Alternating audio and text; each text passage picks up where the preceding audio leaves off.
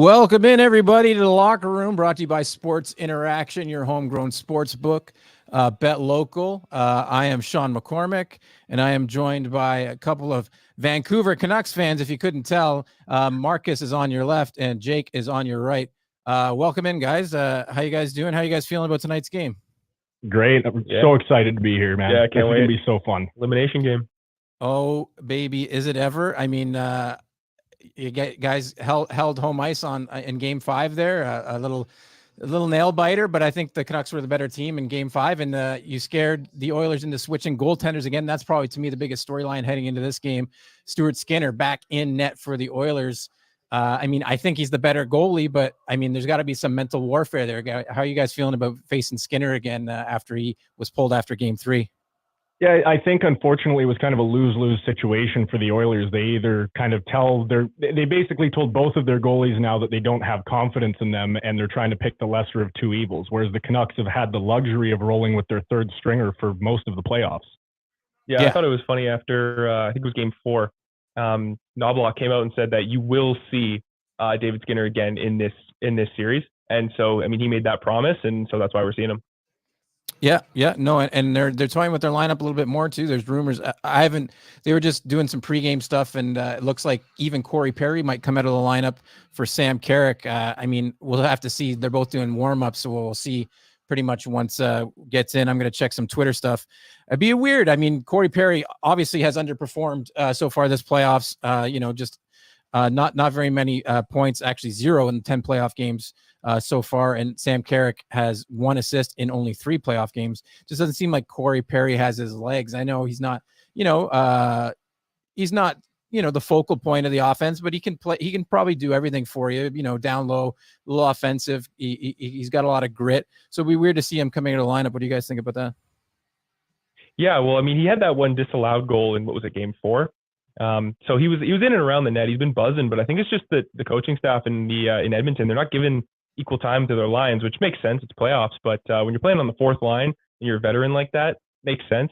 My big thing with it is just that he's been a playoff guy for his whole career. Yeah. And if there's anyone who's going to pull out a clutch moment for you in a must-win game, I would think that this would be where Corey Perry would be, shining under the brightest lights. So it would be really weird to me if he didn't play.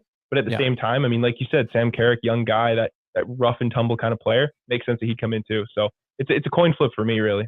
Yeah, I think it really just shows that the Oilers staff are panicking right now. They don't know what to do, and they know that this is their last chance to really – they need a win. They have 2 must-win games in a row.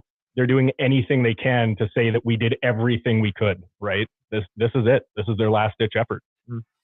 Yeah, no, I completely agree. I mean, it's obviously a must-win game for the Oilers, and obviously, I mean, hey, you wouldn't want to take this to 7 if you're the Canucks either. Obviously, it's cliche to say that, but I mean, both teams obviously in a must-win situation here.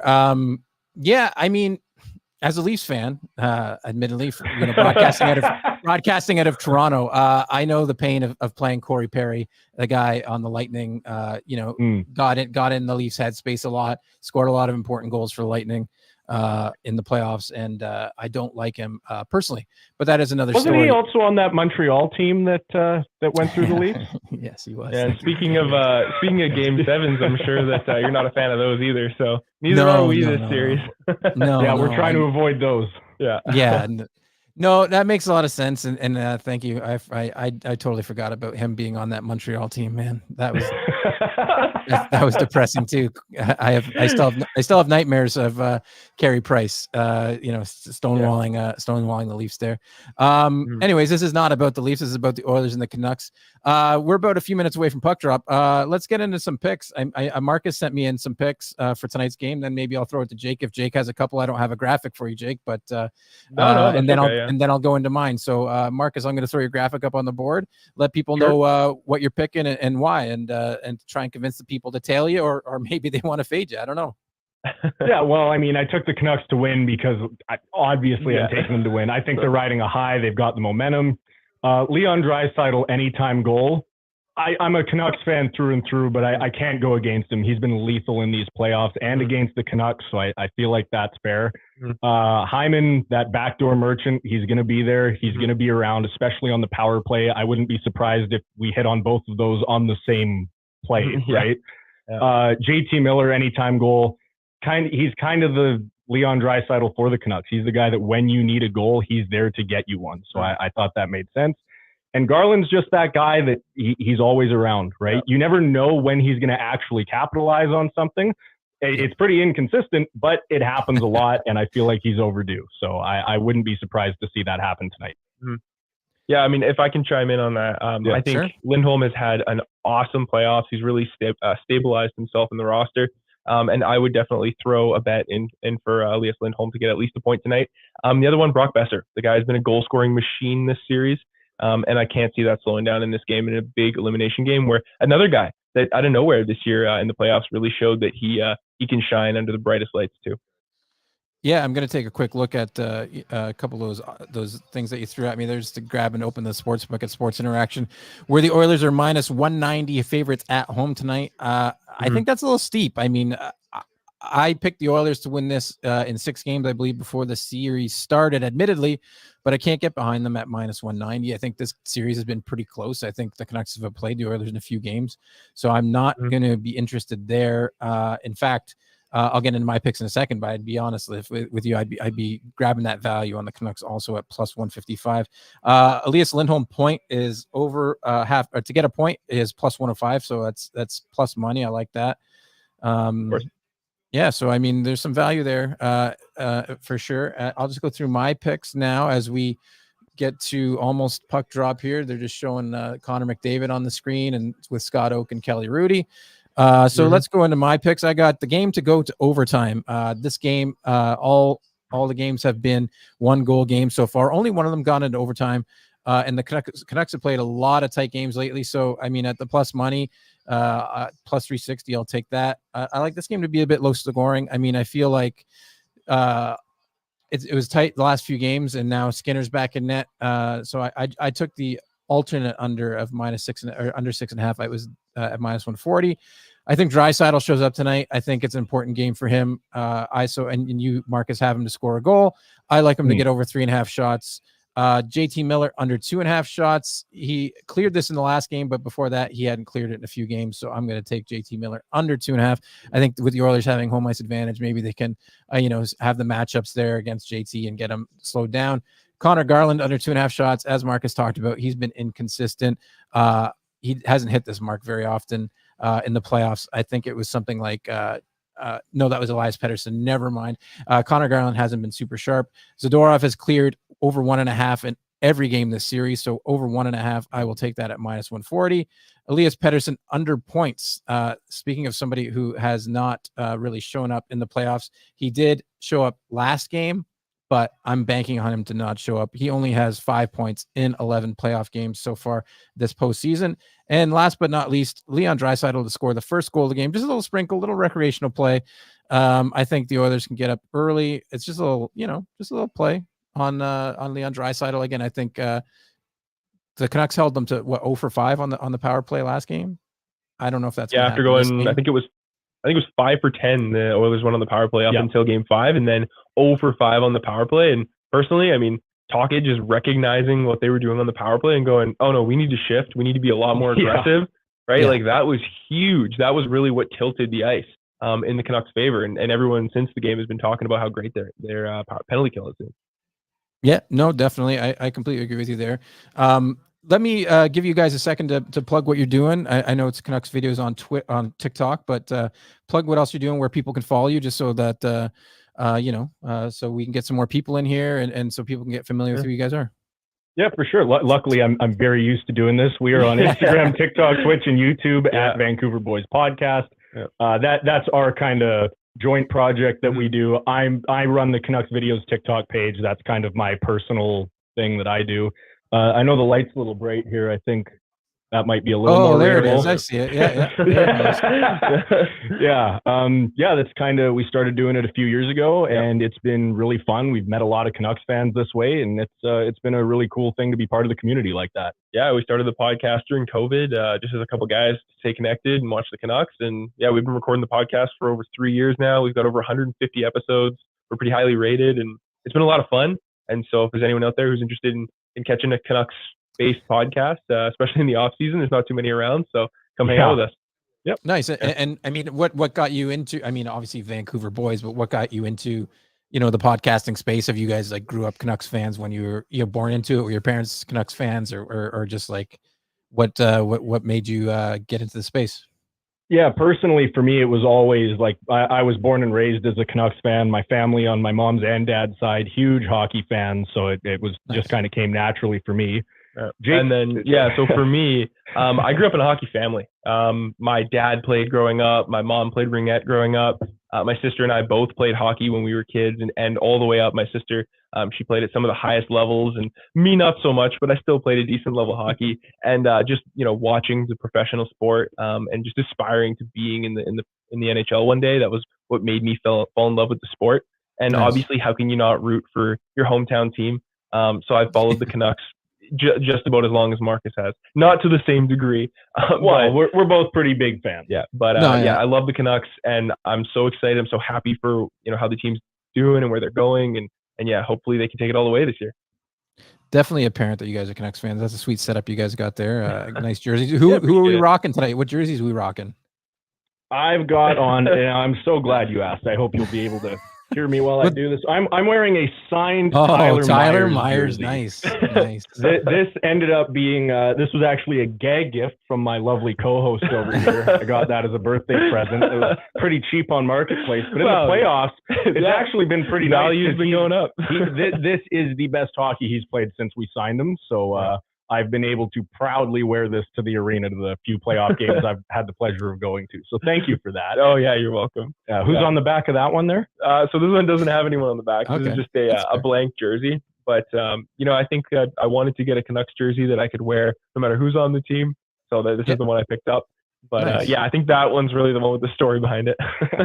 Yeah, I mean, luckily for me, I don't need to go on Marketplace. I can just go in the trash around Toronto and find some jerseys. We've got a lot of fickle fans that either burn them or throw them out or leave them on the ice or whatever. That's, but yeah, you might be able to find some Marner jerseys pretty cheap. yeah.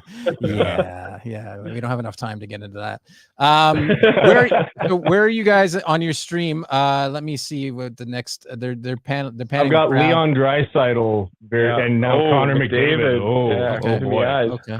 Yeah. Let's see how far behind I am, or if you guys are ahead, or they're kind of. Last time you talked to us, you were pretty close. Yeah, they're showing the Canucks bench right now. So. Yeah. Okay, and then the Oilers, and then the guy banging a drum and all glow sticks and stuff. You'll see him in a second, maybe. We'll let you know. I'll let you know if I see glow stick drum guy. We'll see if he shows up. There we are. Okay, so we're about a solid 10 seconds. To be honest, Wow, it's rare. It's rare for me to be ahead, to be honest. So usually we get we're a bit behind in here, but that's nice. So I'll try not to spoil things too much for you, but we'll do some play-by-play. We'll let people know where to watch us. We got just under 50 people in here right now, but it'll pick up. It's a little early. The game hasn't started yet. It usually picks up, but hey, if you're watching us, drop us a comment on YouTube, drop us a comment on Twitter. We can tweet at us, tweet at Sports Interaction, tweet at me, McCormick_13 on the old Twitter machine. We'll be here all night answering your questions. If you've got bets, let us know. You can fade them. You can tail them. We'll let you know if we think they're good or not. But yeah, we'll be here all night. Hopefully it doesn't go into triple overtime, because that sounds like a long time to stream.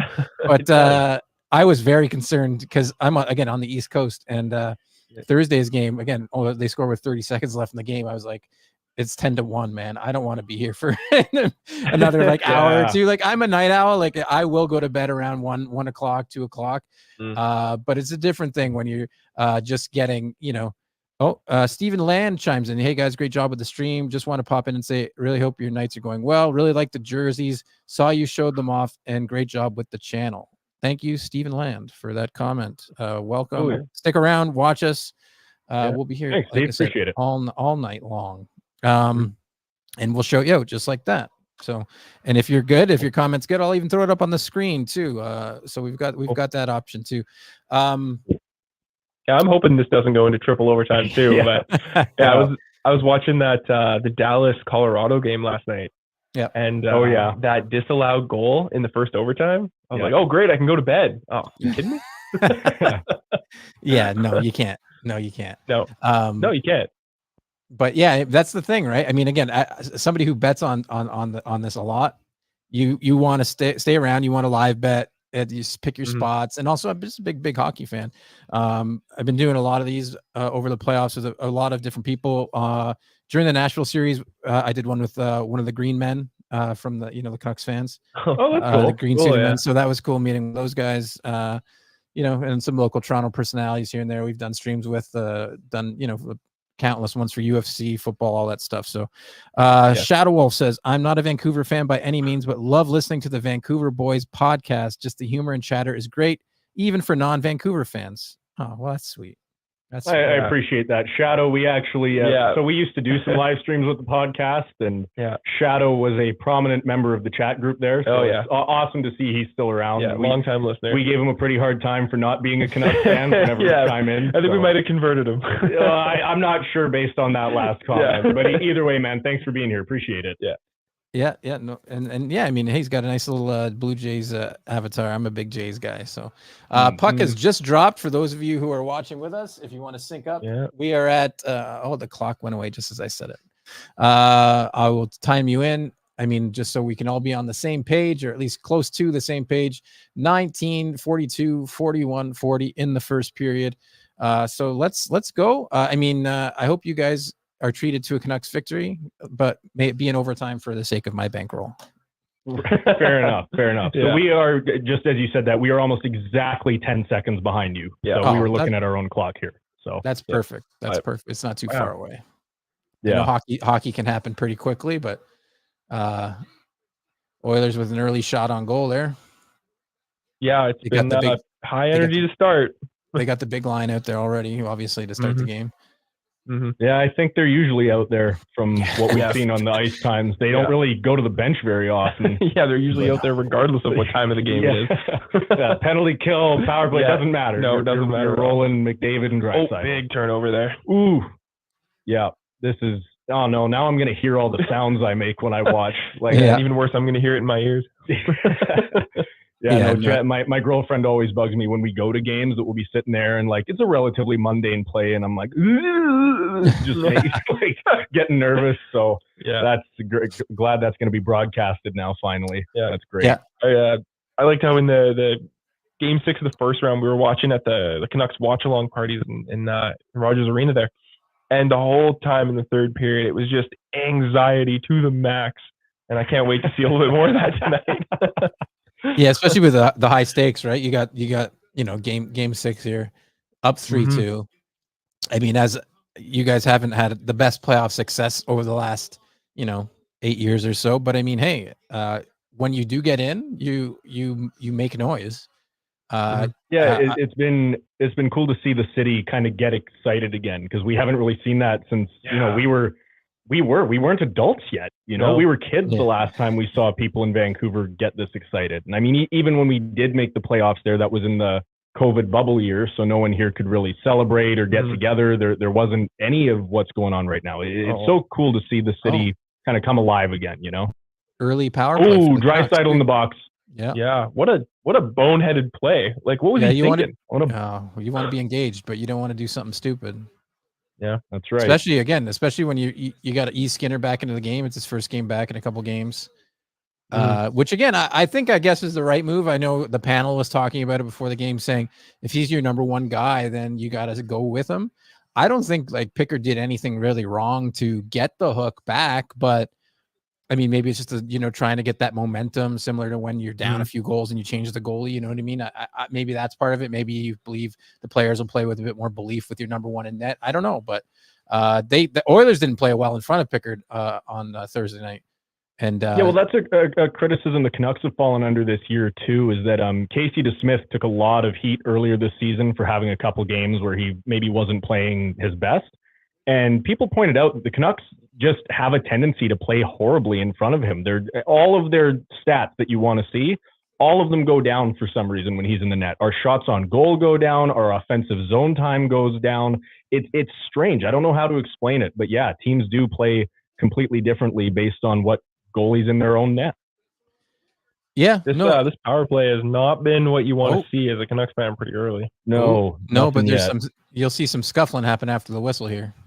And they're gonna take Miller and somebody to the box. A little coincidental minors here coming up.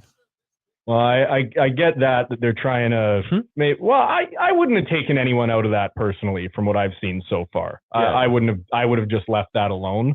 I think that's the refs being kind of desperate to keep control of this series, especially when the officiating has now become a storyline of itself. Yeah, but across the playoffs, right? Yeah, across the playoffs. But this series specifically has garnered some attention. There were a few controversial calls going both ways, of course. Mm-hmm. But I think they're really in this game trying to say, all right, let's everybody just calm down and let's pretend it's not an elimination game. Yeah, exactly, right? just go out there and play a nice simple preseason game. Yeah, right. Just show the coach that you're trying. Yeah, right. That's just all trying to crack the roster. Yeah, I see.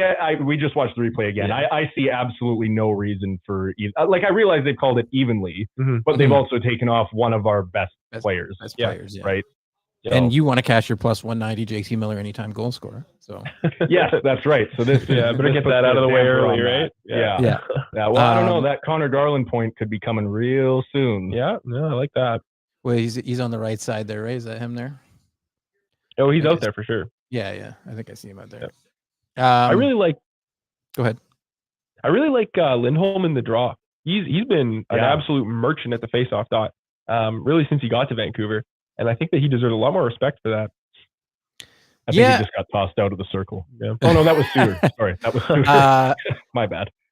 Yeah, I agree with you. I just think when he came over from Calgary, people were just expecting him to just do a little bit more, right? Like, it's not that he was playing super poorly. He just, he wasn't finding the score sheet like he was in Calgary. In 26 games, he only had 12 points, for the Canucks, which was a little uncharacteristic when he had he's almost, I would say, a point a game player for Calgary, but he had 32 points in 49 games for Calgary. So again, he played a little bit of a different role perhaps. And, getting used to a team is always different and difficult mid-season for sure.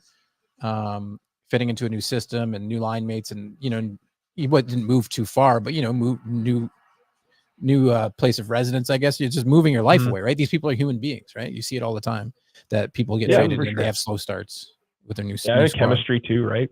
Took him a while to find that line that he was comfortable on and he could kind of fit in with, and I think we saw that when he started playing with Joshua and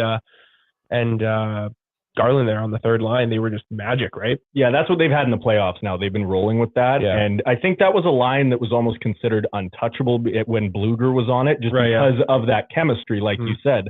But not only has Lindholm been able to match that chemistry, but he's also, I think you can pretty well say that he is a better player than Bluger. Like, I'm not going to offend anyone by saying that. No, he's on the power play, right?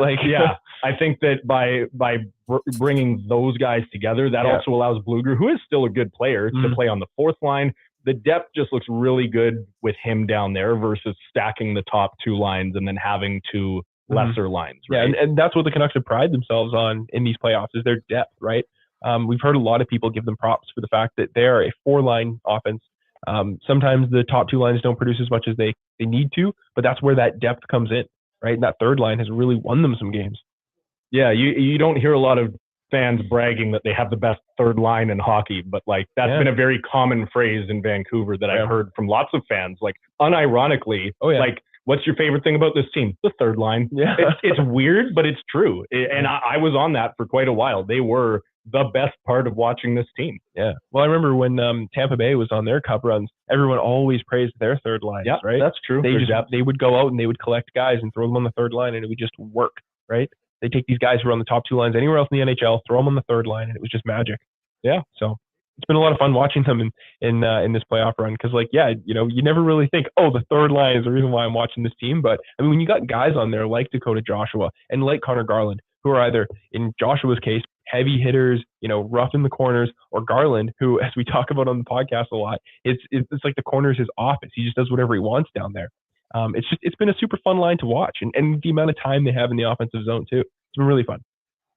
Ooh. Oh, see, there's one of those patented sounds. I don't know if we're behind everyone. The Oilers kind of had a partial 2-on-1, and it got broken up, but I didn't have confidence it would. So.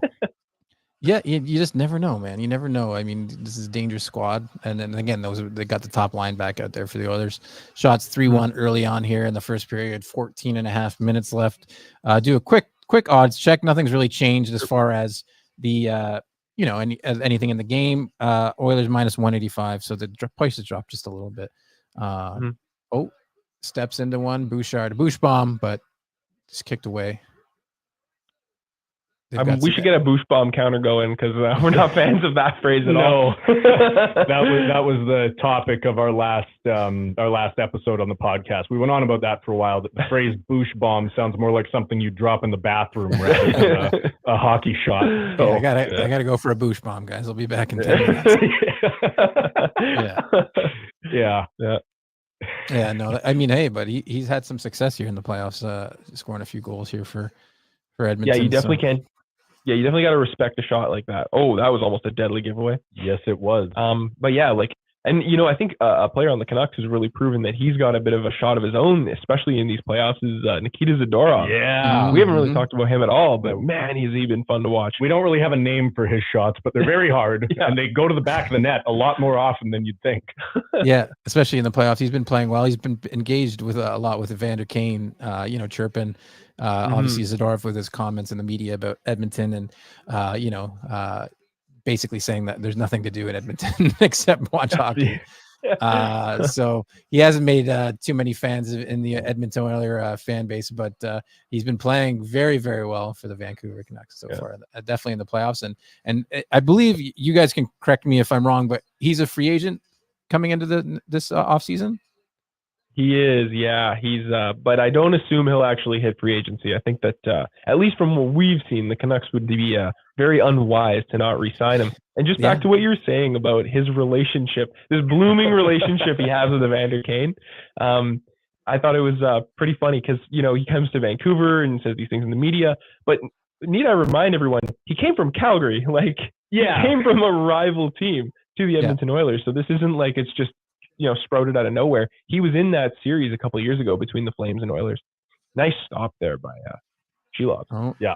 Di Giuseppe gets body check there. Yeah, he is not new to disliking the Oilers for sure. And I actually think this kind of on-ice feud with Evander Kane, I think it's actually really helped him. It's kind of almost it's getting him in the game more mentally. And I think that's really dangerous because as much as he's clearly, livid when he's on the ice and he'll go after anyone. He'll hit anything that moves.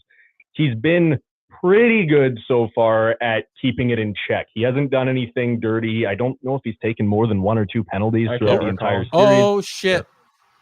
Uh-oh, that didn't sound like a good oh shit. We're at 11:50 right now, and Draisaitl's taking the puck behind the net. So that's it up. Not, oh no, this is going to be on highlight reels for a long time. Who was that? 55, is it Holloway?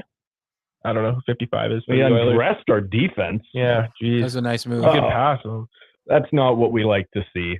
Oh, it's still early. Yeah, Holloway. Yeah, I'd like to see a replay of that because he got into the zone very, very easily. It looked like our D were just caught completely flat-footed. Like they couldn't even keep up turning with him, let alone skating with him. There's a Draisaitl. Oh, okay. So, so it looked like Pettersson kind of went to hit him and missed, and because of that, it looks like Hughes was kind of anticipating that Pettersson would keep him to the outside, and when Hughes went to pinch to go give support, Holloway actually broke away from Pettersson to the inside, which left both of them in no man's land. Really unfortunate to see that, and that it has always been.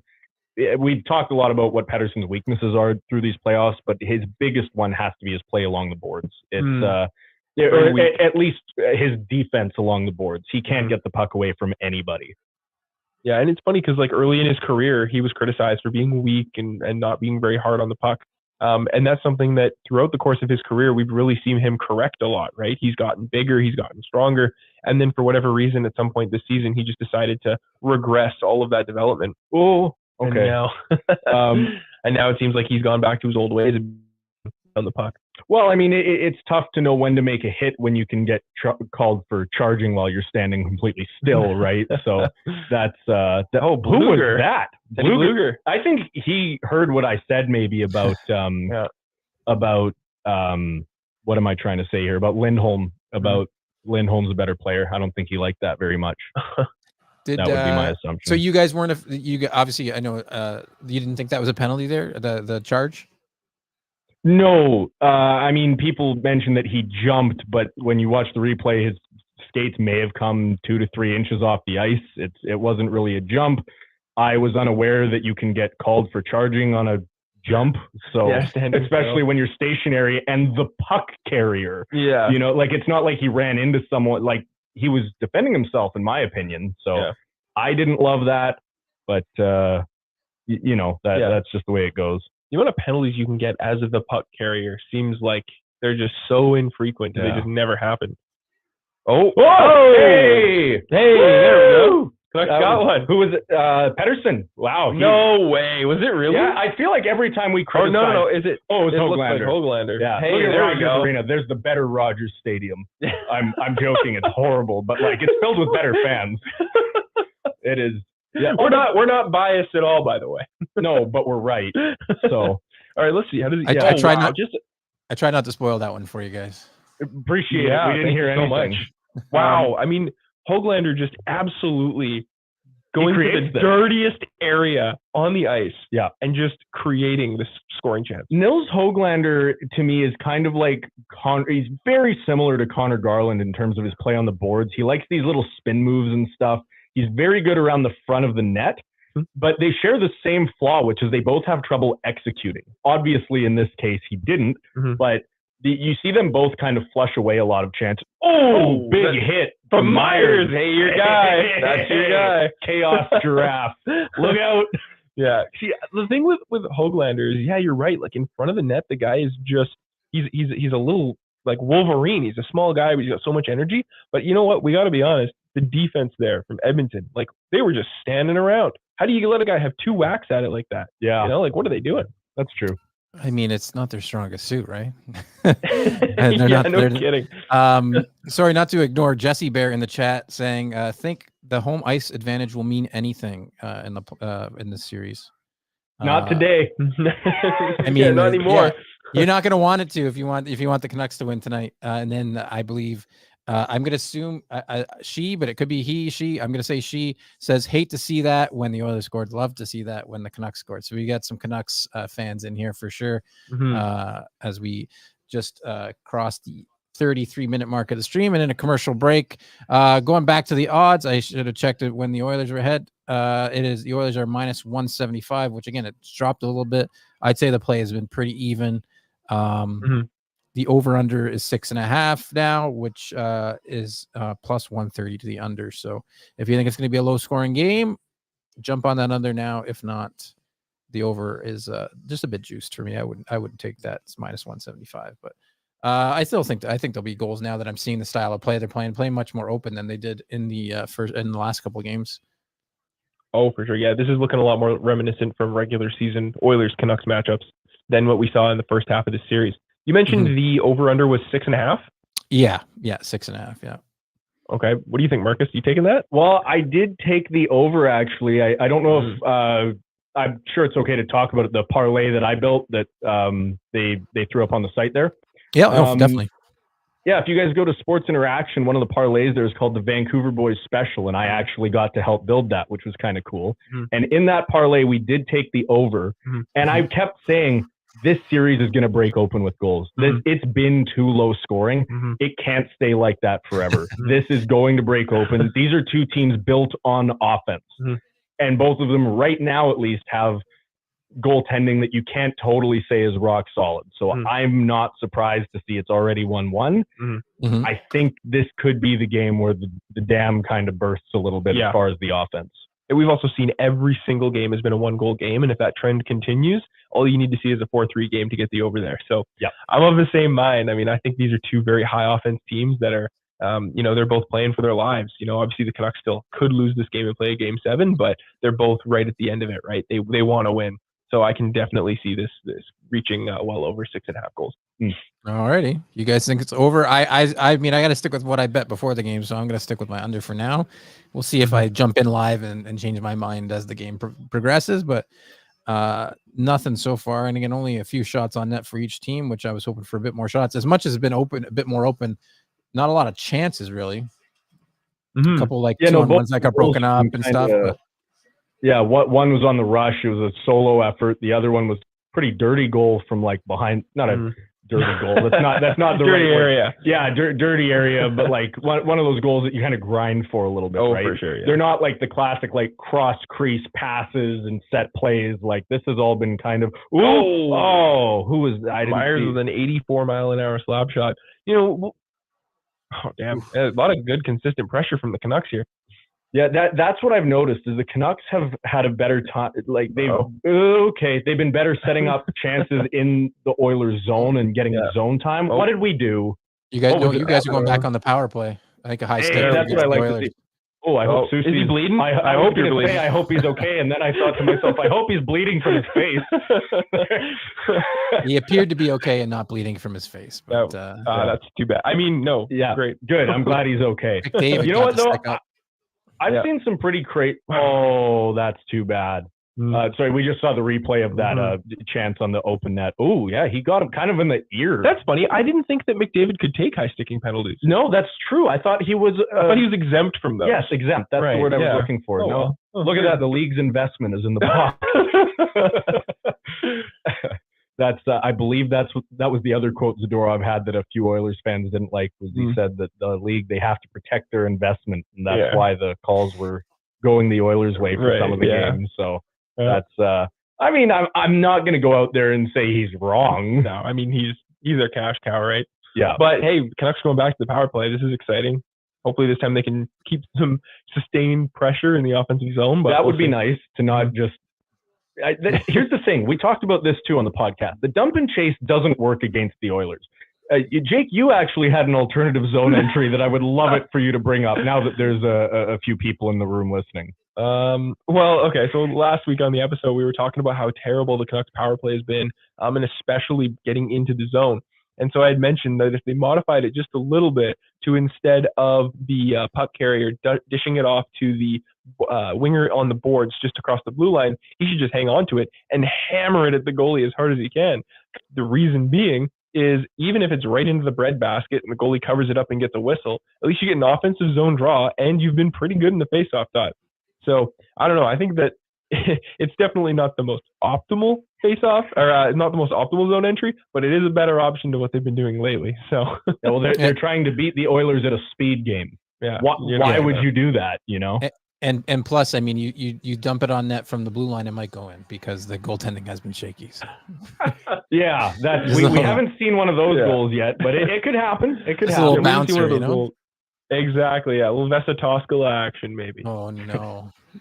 You guys are great at bringing up old memories, you know? Old, painful memories. Yeah. Yeah, those old wounds. If you want to bring up any, 4-1 leads or whatever too, that'd be fine. I guess I can handle it. I can handle it. Might as well just keep actually, piling on. Canucks did overcome those in game 1 in this series. They did. In the third period, too. That was... come on. With that much space, I'd like to see him shoot that, but... Oh! Yeah. Oh, beautiful play. It didn't go in either. No, Damn, I thought that they might have done it. Yeah, beautiful pass. Yeah, it looked like that went through the crease. Again, I know we're so far behind you, but hopefully you kind of have an idea of what we're reacting to. Yeah, definitely. I got the one that went through the crease there. Yeah, I reacted to that too. Yeah. What a great game so far. Like, I mean, I've got my money's worth. So far, so good. Yeah, you're boys. good if this one just ends right now. I am. Goes to over. Your overtime. That's right. Yeah. Yeah, this is. See, now here with McDavid coming down the wing, like I hate to say it because I hear people say all the time, "Oh, I wish someone would just hit him." You can't. No. You can. His east to west movement is so fast, he will make you look stupid if you try to hit him coming in that way. Yeah, I mean, his thing is just that it's not just that he's fast; it's that he can control his east-west at a high pace, Yeah. right? And the puck at the same time. That's why he's the best player on earth, right? Kind of that metaphor that he is the hummingbird and everyone else is turtles. Like whatever you're doing, he already knows you're going to do it, and he already knows how to avoid it. You know, if that's anybody but Pettersson on the back door of that, that's going in. Yeah, we just saw the replay of it there. Yeah. Oh man, that was like Hyman. Was that the Oilers player? I think tipped the puck out of the way or kind of got his stick on Pettersson. It wasn't just a clean miss. The puck was interfered with a bit there, but I just gotta jump on him. Jump on him while everybody else is. Absolutely. Pile on, right? What do you guys think about? I don't think he's been like a bad playoff performer in years past, has he? Like, what's this is only his second playoffs ever. The first one was in that COVID bubble, so and he had really 18 points in 17 games.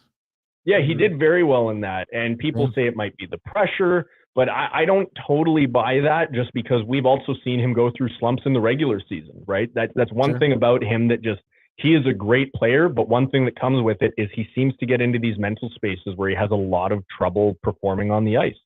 And I wish he would be able to get over that. People mentioned that McKinnon in his first 2 or 3 years in the league went through similar problems where they were worried and not sure if he could be consistent. And then there were stories about him seeing certain sports psychologists and how that really opened up his game. Okay. I hope that the fix is that simple as, here, go see Dr. Feelgood and we'll, try to help you out there. But I don't know. It's hard to say. He's battled injuries in the past. The team is adamant that he's fully healthy right now. So whatever's going on, I really do believe it's just a mental block. And I hope he can get through that. Yeah, I mean, given the fact that he's trying, right? Like he's trying is what he's doing.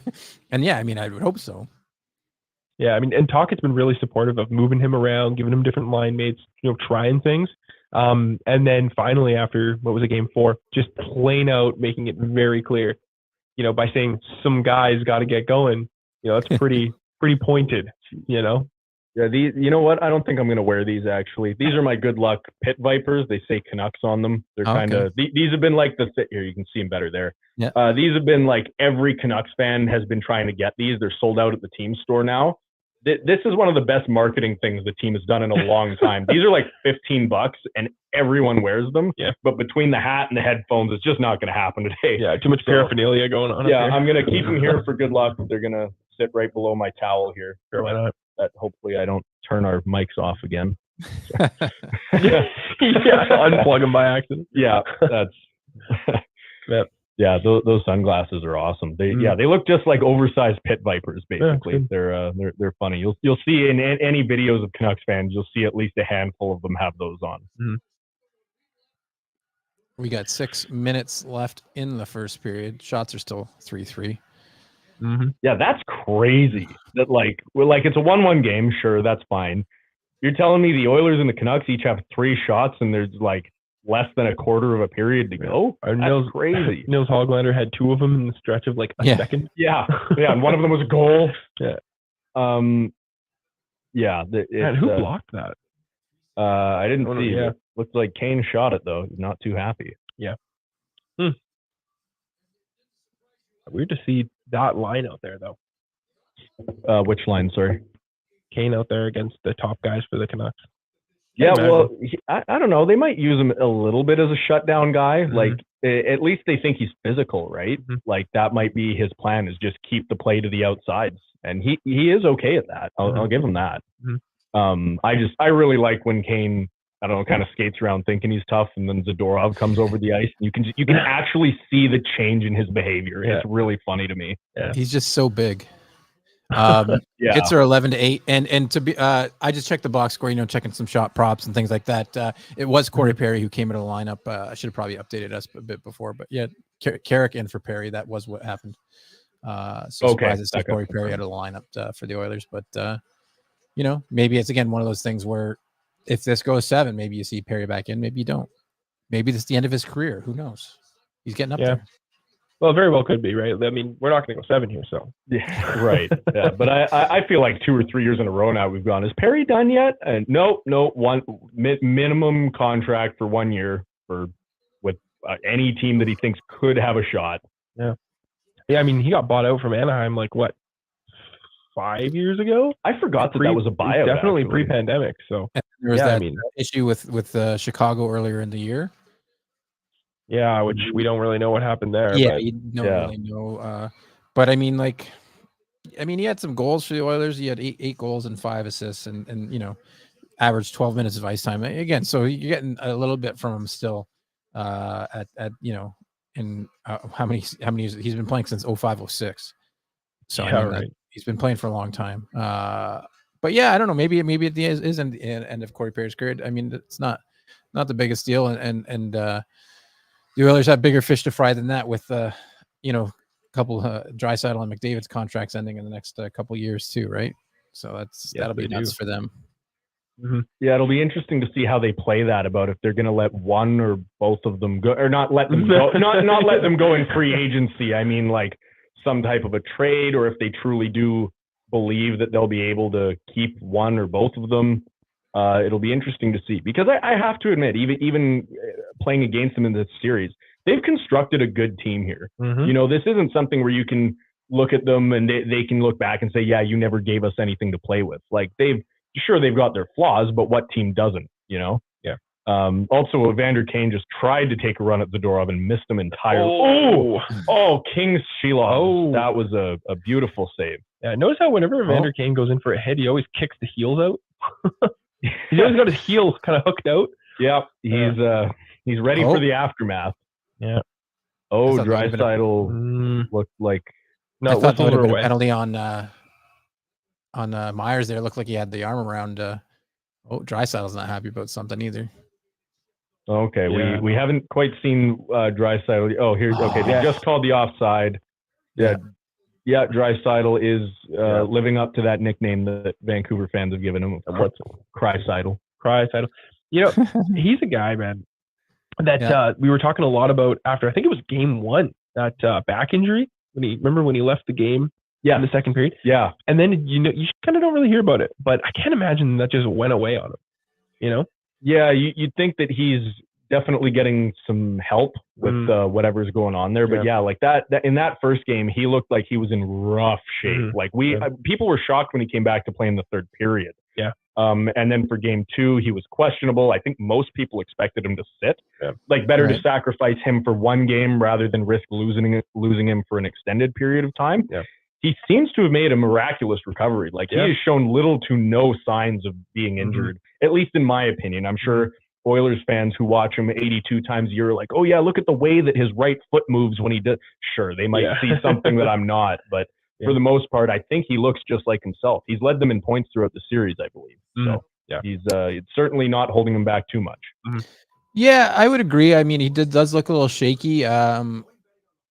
But you got to give the Canucks credit. I mean, they played tight. They played tight against Nashville, where shots on net were at a premium, and now they're playing tight against the Oilers too. And hold. I mean, I would say holding McDavid and Draisaitl in check or anything, but again, it's been much more low scoring than I think any of us really anticipated. Again, not that there's been a couple 4-3 games, but mostly 3-2 games. So, I mean, maybe he's a little banged up. Who isn't, right? Who isn't banged up in the playoffs? Yeah. Yeah, no kidding. Yeah, you see a lot of teams go through that. And to your point with Nashville, I think that series is actually the best thing that could have happened for the Canucks, just because they play a very similar style of game to the Oilers. But Nashville forced them to play a very defensive game. And I think that right now they're almost playing a hybrid of the game that they used to play with versus the game that they were forced to play with against Nashville just to stay alive. And I think that that's what Edmonton is having a bit of trouble overcoming right now, is the Canucks have quite literally in the last 2 weeks learned how to play a defensive game. And you have to be able to do that against an elite offense like what Edmonton has. And Jake, I know you didn't mention off the bat, but he does have some allegiances to the Preds too. He's a bit of a Preds guy. So right. It was good talking with someone like that, because we got a lot of insight on that series. We kind of had someone with 2 dogs in the fight. So and you saw kind of similar to what I just mentioned there. Yeah, for sure. The way the Canucks have adapted, it's so funny, because coming into the playoffs and then kind of these different iterations they've gone through, and to kind of show up to what they are now has been really cool to follow. And no more jarring than their penalty kill in game 5, right? Like that was that really obvious, oh wow, like these guys are changing things up, changing systems on the fly to match their opponents. And we got a bit Who of a is rush here. Who is this? coming down? Yeah. So I know you. We're watching on a screen that's about that big, so it's tough for us to see. Yeah. But, it looked like it was the little Lindholm, my guy. Yeah. He looked fast there. Yeah, like he he completely from starting from a bit behind. Mm-hmm. He maybe had some momentum, but still. Yeah. I actually didn't realize he shot that puck either. I thought he was going to try for not a wraparound, but bring it behind the net and then throw it back out front. Again, the screen we're watching is about the size of my hand, but that's we're in the intermission. We might work on that a little bit. Yeah, I'm but, something bigger going. Yeah, no problem. Yeah, we'll take a bit of a break here in the next couple minutes. Stretch your legs, go to the bathroom, get a snack, all that good stuff, and Well, I plan to do all three. Maybe not in that order. Yeah, you don't know. And you can get get a couple things going. You do some live TikToks during the intermission sometimes, or? Sometimes, yeah. I haven't done it much during the playoffs, but since I'm in the studio anyway, I might. We very kindly had a pizza box delivered to us earlier. It's sitting over there, and we're definitely gonna dive into that pretty soon. Sure. I mean, hey, feel free to eat during the stream. I'm gonna obviously have a couple snacks here myself. So yeah, this is super casual, man. I didn't like on Hronek look. Yeah, that didn't look casual. no, not at all. Hronek didn't just casually put his face into the boards. Yeah, he didn't just whip his neck back by accident there. The pizza. We'll get that out when we have a bit more of a vessel to eat it on. Right now, it would just be me and him hovering on the pizza box over here, and that just wouldn't be pleasant for anyone to watch. No. So. Also, I am dialed in on this game right now. Yeah, wow. Yeah, you gotta be. Yeah, like this series has lived up to, and I'm going to be honest, exceeded my expectations. Every game has been so good. The hockey has just been so intense. It's been so aggressive. You've got all those staples and makings for a great series are in this series. It's just been fantastic. Yeah, I'd say both the Western Conference series have been the better of the two in this round of the playoffs for sure. I haven't seen as many of the Eastern ones just because the games start so early that we're sometimes at work for most of the games, right? Like when those games they're starting at 4 p.m. our time. If we're off work at 5 or 6, we've missed 80% of the game already. Yeah, no, definitely. And then you got lives and things like that, and then you gotta convince your partner or whatever that hey, I gotta watch the Canucks game later, so I maybe you don't get to watch the East Coast games too. I have that trouble sometimes. There's been some negotiations for sure. Yeah, I mean, working in this profession, full time, it's tough to keep on track of everything. But sometimes you just go, hey, listen, it's my job. I got to do it. And they're like, like, so I do what I can to try and twist the system a little bit and get some extra time on the sports when I can. What are we at here? We're at just under a minute left in the period. Yep. Minus 165 for the Oilers, plus 135 for the Canucks.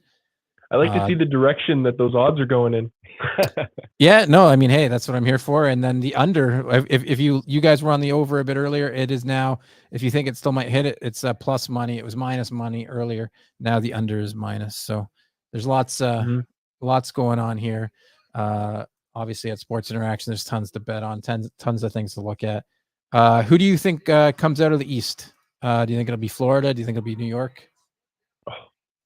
It's going to be an awesome series. It is. I picked from the beginning, like with my in my bracket, I picked New York, so I will stay loyal to myself from a few weeks ago.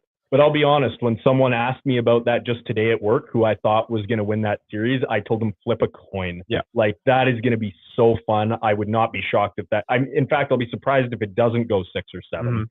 That's going to be two really high-end teams to watch. Yeah. And while I hate to admit it, while I have a horse in the race here, that you might be looking at, that could be the Stanley Cup final going on in the East. It would not surprise me if whichever team comes out of that takes the whole thing. Yeah, and likewise, my bracket to start the playoffs, I took the Florida Panthers.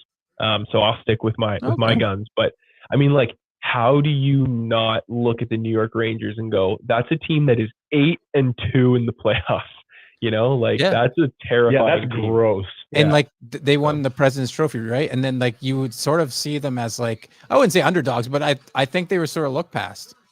Well, because they've had such a bad playoff history lately, right? Just missing the playoffs, No, getting don't say embarrassed. Don't say No. It's a boosh bomb. Don't I tell won't me spo- that. Oh wait, no, that is the most Oh my goalie interference God. I've ever seen. So they waved He it waved off. it off. Okay. They waved waved it I don't- off. I don't know what's happening, but they waved it off. I don't know if Okay, the they time waved it off. Well, expired or stop blowing interference. smoke in the arena then. Keep sending these smoke cannons off.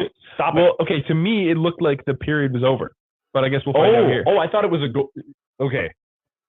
We also can't audibly hear the game. I couldn't hear. The ref just made an announcement. I couldn't hear. Yeah, he's talking. I didn't see a hand signal though. The puck is in before the clock expires, but it looks like that's goalie interference. So here's my thing for this. I will even say that at first glance, my gut instinct is this is questionable. They can argue that he got pushed in, but we all just watched that goalie interference Exactly. Last night, Dallas and Colorado. That's exactly what I was going to point out. Not only that one, I was going to point out the one between Boston and Florida where a player actually got shoved into the goalie. Yeah. And it still... That one counted. Or it did count. The one I was talking about last night between Dallas and Colorado is it would have ended Colorado's season there. That's right. But it was less goalie interference than that, and that one was still called no goal. So I would have a hard time seeing this get overturned, especially because the call on the ice was no goal. Yeah, so I believe if Edmonton, if I'm right here in the rules, if Edmonton elects to challenge the call on the ice and they lose, they get a penalty. Yeah. I am right in that. These rules are a little bit new to me still, and they only happen every so often, so I'm not fully that would be but it the looks case. like They did. Yeah. Not. Okay. Yeah. What do you guys think, though? So for me, when you have a scenario like this and you call a goal back for goaltender interference, it should be a penalty. Like, no matter, I'm not saying in this instance only. Like, I think point, if there's enough contact for the goal to not count, then there's got to be enough contact for it to be a penalty. So I'd like that to change in the future as well. So I have to disagree with you a little bit on that, because like if you say you're skating by the net and you bump into the goalie's glove, you don't even knock him over. You just kind of move his glove enough that he doesn't make the save. I don't think there should be a penalty on that, especially if you're outside the paint. But I can also see from the goalie's perspective saying, okay, well, maybe it wasn't enough from penalty, but it was enough to stop me from doing my job. So I think right now they have it right in terms of like what the rules and punishments are. Yeah, I think they just need to figure out what goalie interference actually is, because it seems like whoever's in Toronto on any given day. No, sorry, I don't mean I don't know if you guys even do this, but for us, like when they go to like the war room to talk about it, they say on the broadcast they're going to Toronto. So I don't know if you guys do that in Toronto or if you just say, and they're going to stay right here. It hasn't really reached that point, I don't think. I just too busy arguing with people whether it was or wasn't goaltender interference to worry about where they're going, I guess. But I mean, I agree with you. There's got to be something there where it's more defined, and I would like to see maybe that change. But I mean, it's been around for a long time and it hasn't changed. But I mean, we've seen a lot of rules change in the recent past that we are not used to. Again, that we're still getting used to, especially with all these challenges and everything. Let's take a break. Let's get that pizza in you. We got at the end of one, it's 1-1, minus 175 for the Oilers, plus 140 on the Canucks. We'll get into some odds. We'll revisit our picks heading into the second period. But those of you who are watching, don't go anywhere. We'll be back in about 10 or so minutes right here in the locker room for Sports Interaction. So stick with us. We'll be right back.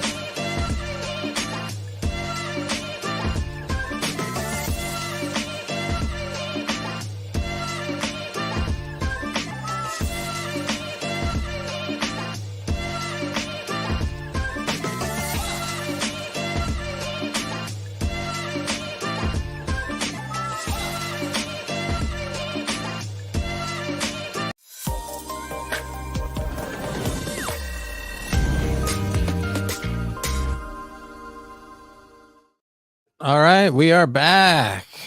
We are back. Yes, Ooh, with a new zoomed-in camera. Look at you guys. All Yeah, sharp. we made that priority number one during the break there. Wanted Yeah, to nice. get rid of all our junk on the outside. No, all good, all good. It looks cleaner, looks sharper. Welcome back to the locker room. For those of you just joining us, Sports Interaction, your homegrown sports book, bet local. I am Sean McCormick. On the left there is Marcus. Jake is there on the right, drinking some soda, keeping the caffeinated. I got a little energy drink beside me here too, so I need it. It's going to be a long night here. 1-1 after one. I think I heard Ron McLean say something like 8 shots is the lowest in the playoffs.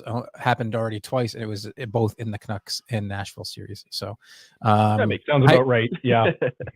How you guys feeling after the first period? You guys, I mean, it was entertaining, but not a lot going on and not a lot of momentum for either team, I think. What do you guys think? It's understandably scrambly. I think both teams here are kind of looking at this and they're a little nervous, right? Like this game has even for the Canucks, it has heavy implications. I think that what you're seeing is both teams almost afraid to do anything in case it backfires on them. Yeah, I mean, like I would have loved to see a little bit more from the Canucks on their power plays. I think that they've been better than they have been this series for sure.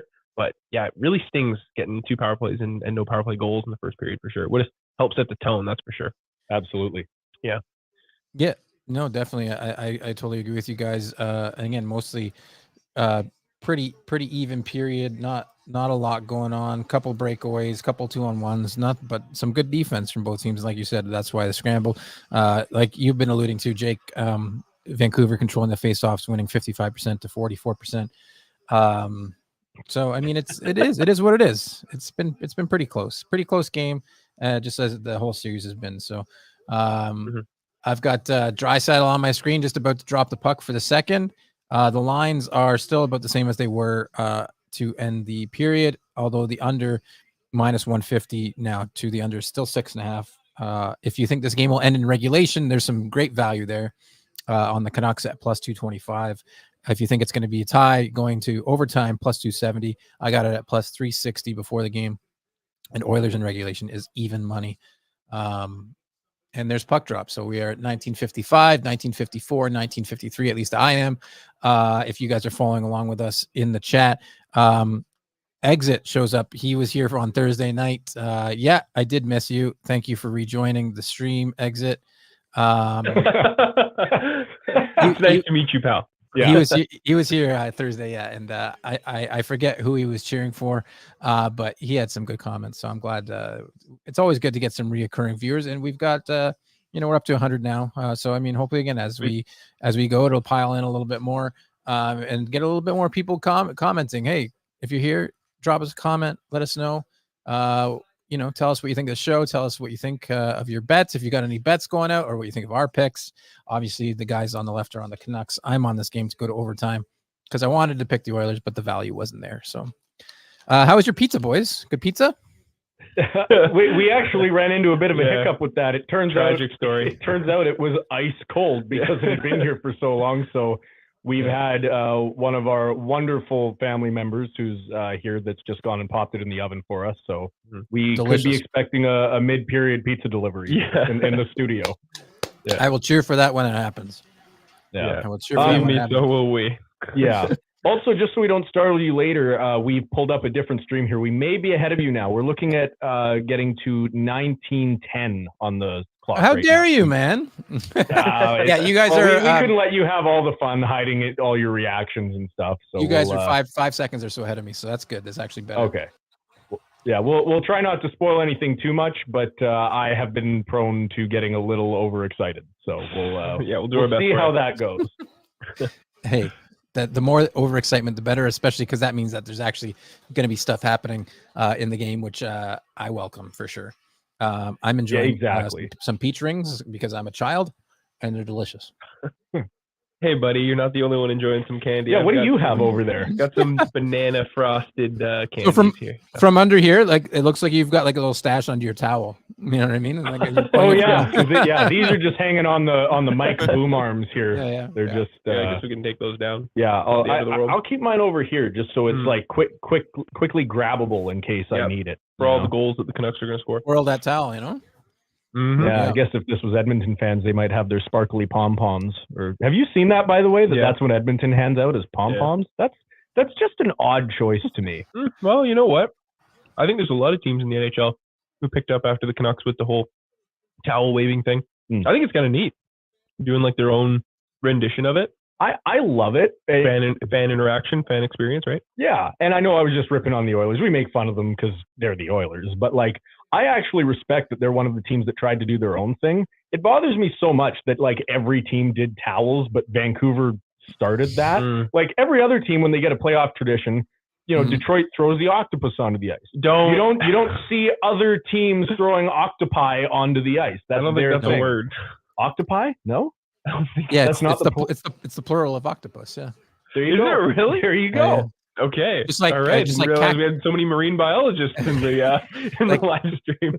Cacti instead of cactuses, it's cacti. Yeah, there's a few things like that out there. Yeah. Cool. Ooh. Zadorov has taken a penalty. Big Z go. Oh, Janmark not happy about it. Yeah, and I was just saying too that he's done a good job of like not crossing the line too much. But I'm interested to see the replay. He definitely took the player down in the corner. Was that Carrick throwing a penalty there too? Maybe. Yeah. I don't know about that. He got him a little high. He cut him off. That's interference from Carrick. He just sold it. Believe me, man, I've been an oversized defenseman my whole life. There's nothing you can do about that. I was going to say this might be a bit of a tall guy penalty that he just got there for the clothesline. And you could see him. He was arguing on his way to the bench, like, what was I supposed to do? Like, just let him have the puck. But that's one of those typical calls where, you know, they don't want the Canucks to win, so you gotta call it. Yeah, your tinfoil hat's falling off there, Mark. No, it is not. It is firmly snug on my forehead. We got Alex Smith joins the stream. Says, "Hey boys, welcome, Alex." Well, Alex is actually I know a lot about this Alex Smith. He's actually the third member of our podcast, and he would be here today. But he is in Hawaii on an unpaid vacation that we let him have. So he's that's nice of him to join us. He's tuning in all the way from the great state of Hawaii. Oh, damn. Close chance there. I don't know if, no offense to us and the stream and anybody else watching, but if I was in Hawaii, this would be the last thing I'd be doing. But but I mean, hey, you got to watch some puck. You know, you're a Vancouver boy. Got to shout out with the boys. And again, a friend of yours. That's cool. I'm glad he's hopefully enjoying his nice little vacation, because that'd be great to go to like Hawaii. He's from a hockey family as well. He told me that every single one of them packed a Canucks jersey for this because we ended up being in the playoffs. This looks amazing. I think we're getting a pizza delivery, which can come all the way in, by the way. You don't have to leave that at the door. Bring it in, eat it. Hand for Avery, who's coming in clutch here. Thank you very much, Avery. Oh, awesome. Thank you. Yeah, this. No, I think we're all good. Thanks, Avery. Thank you. Yeah, this live stream just got a lot more exciting for me. Oh no! Oh no! Get back in your net. Okay, wow, great stick. Out. Good job. Was that Tyler Myers with the stick again? I believe it was. That was a good defensive play by none other than the Chaos Giraffe, number 57, Tyler Myers. That's your guy. That's my guy. But here comes McDavid down the. Oh no, See, this is what I mean. There's just nothing you can do about it other than hope he misses the net, which is what happened there. Yeah, man, we are, knock on wood, but we are 17 seconds away from another penalty kill for the Vancouver Canucks. Yeah, why would you say that? That is the stupidest damn thing I think you may have ever done in my presence. Not only that, but not only that, you it's like saying shutout, but I mean, hey, it's been an impressive. That's like, I believe fan can't get much worse. No, it's already also 1-1. Yeah, it's also we flushed that one. But yeah, I mean, it's been another impressive kill, and your boy Alex says all 6 of us are at a bar watching on the beach, which sounds amazing. And Jesse Bear says Alex, so you guys must know Jesse Bear too. I I do know Jessie Bear. Yes. Me and her are quite close. In fact, she's upstairs. She's in this house. Well, So, thank you for watching. Thank you for watching. We'll take all the support we can get as we approach 15 and a half minutes here in the second period. Man, Seelov looks sharp. Like, he's a guy who, when he came in, I was not confident about at all. Right. Every game, he's gotten better and better and better and better. He seems to be a player who we were talking about how Pettersson might not do well with pressure. Sheelovs is the opposite. He gets a game where he's under pressure or a must-win game, and he just dials in. He won the, I believe it was the IIHF Player of the Year. Sorry, he was the runner-up to Connor Bedard last year. But that also shows you what company he's in terms of players that aren't full-time NHLers yet. He's done really well. He's considered one of the best goalies in Latvia for sure. Bringing them to their first medal ever, I believe, in the World Championships. Damn, that's important information. He is at the end of his contract, as well as Casey DeSmith. So, I mean, obviously, I think Casey DeSmith leaves, and hopefully, you hope that Sheelov sticks around. Maybe something like, give him 1.6, or like he's making apparently like 786,000 right now. He's just above league min. You double it, maybe? Well, that's his entry level, right? So he's an RFA. They don't really have too much leverage. I don't think the Canucks are really interested in giving him big money. No. I think you're right. They might give him a bridge deal, $1.5 million at most. But for right now, he was the starter in Abbotsford. Yeah, exactly. He was the starter in Abbotsford, which is the Canucks farm team. Yeah. So he was a starter down there all year, and we've watched him a ton in Abbotsford. Yeah, we've been to a few Abbotsford Canucks games. Very fun for anyone who hasn't been. It's like when you think about the money, that it's $25 a ticket or something to get in, and you're watching players that are barely not in the NHL. It's really cool. It's a fun experience out there. But anyway, so we watched a ton of him, and he's really come along. I mean, obviously he's holding his own in the NHL, but I don't see him getting a big pay raise, despite the fact that he's playing fantastic in the playoffs right now. Yeah, and you guys do think DeSmith will move on? I do. I just don't see room for him right now. The Canucks goaltending depth is actually very good right now, which I don't think we've been able to say in years.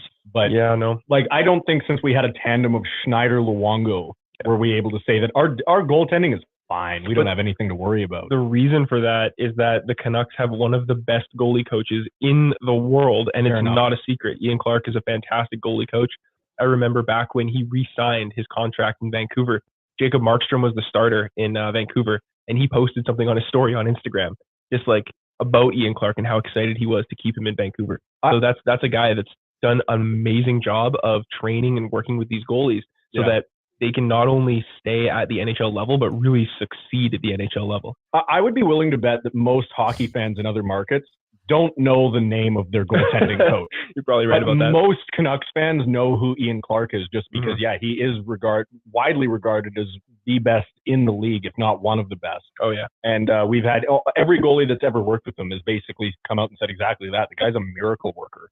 He's awesome, and Canucks fans are very lucky to have him in their system. Oh, my God. Hey, someone punish him. He just ran through Sheelovs on purpose. Well, that's the whole goalie interference thing. Who knows what it is anymore, man? Good there's pass. a chance. Oh, got blocked.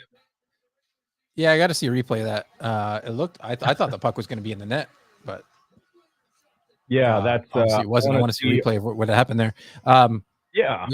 We got our boy Exit saying that boy got the pizza on his lap for show. He hasn't even touched it. It's exciting. I keep talking. You can't talk. You don't want to see me talk and eat at the same time. It's a prop. It's a prop pizza. Yeah, that's right. I'm going to eat a piece of fake pizza right now. Alex asks, what we're just talking about here is Sheelov's a free agent after the season. He is indeed a free agent. I just checked his contract status. But as Jake said, I believe RFA headed into next season. There's quite a few guys who are UFAs on the Canucks at the end of the season, but one that the Canucks fans seem to be talking about a lot that's actually an RFA, but a lot of people think he's a UFA is Hronek. People think that he's a UFA, but he's not. Yeah, he's an RFA. And so there's been a lot of talk around his contract, and I don't know if you want to get into that right now, but basically there's a lot of concern over how much he's going to make next season, but Yeah. obviously his leverage and negotiating rights are limited because he's an RFA and not a UFA. Yeah, I mean, it looks like the Canucks will have a few contracts on the back end expiring. Like you're saying there, you got Zadorov leaving or potentially leaving, or at least needing. He's making 3.5 now. Maybe you bump him up to 5. I don't know what you want from Zadorov, or he's shown to be a playoff performer. Putting some pucks in in the playoffs. I don't know if, again, depends on what the cap situation is. I'm not overly familiar with the cap situation in Vancouver. Maybe we are. Yeah, I'm sure you are. Yeah, it is. That is. I mean, that's our it lane. can't be worse. It can't be worse than Toronto. So, but it doesn't sound good. So here's one thing I think a lot of people are forgetting, and I like bringing this up because I was warning about it from the beginning when a lot of people were deciding to forget about it. Mm-hmm. Oliver Ekman-Larsson's buyout. Everyone's like, "Oh, it's fine. We're only paying him $100,000 this year." Well, that's because we're paying him over $4 million next year to not play for us. Yeah. The year after that, I believe the number either stays the same or is very similar. It's still a $4 million year. 2 years at $4 million, and then it goes down to 2.5. And this is on a year where we've already given Pettersson his huge pay raise. They're now trying to figure out how to lock down at least most of Zadorov, Hronek, Lindholm. You talked about the goalies too. We're looking at Joshua, thank you, who I was forgetting. They have to do all this with factoring in Pettersson's new contract and $4 million of Oliver Ekman-Larsson money. Yeah. And that's why that contract, I get why they had to buy him out, but I think a lot of people saw the buyout and went, "Oh, our problems are over." And that is great save by Shelov. Yeah, you know what? Give Shelov whatever he wants. Max term deal. No, do we have a single person playing for us? Good God, he couldn't have had more time. Zach Hyman. Yeah, that is incredibly frustrating to watch. Yeah, they just sort of of your own net has that much time to hold the puck and wait to shoot. Shelovs can't do anything about that. Even once he gets set, Hyman's already picked his spot. Yeah, there's really one guy on that team that I don't understand how he gets any time in front of the net anymore. It's like if he's there, the puck's going to him. Yeah, it's frustrating. And so Soucy's in front of the net. Myers, what?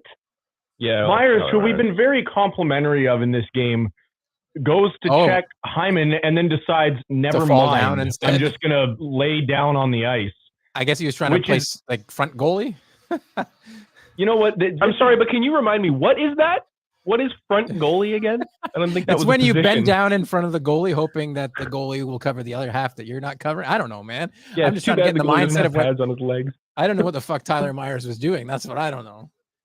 Yeah, join the club. Yeah, Canucks fans have been wondering this for years. Yeah. He's just, and that maybe, if nothing else, has been his biggest criticism, is the fact that in front of the net, he just goes down sometimes. He just thinks my best course of action is to lay on the ice. Yeah.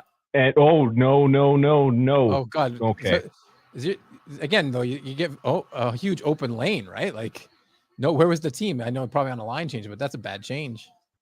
Yeah, that's okay. There we go. Pettersson's kind of intercepted the shot, moving up the ice at a snail's pace and then losing the puck.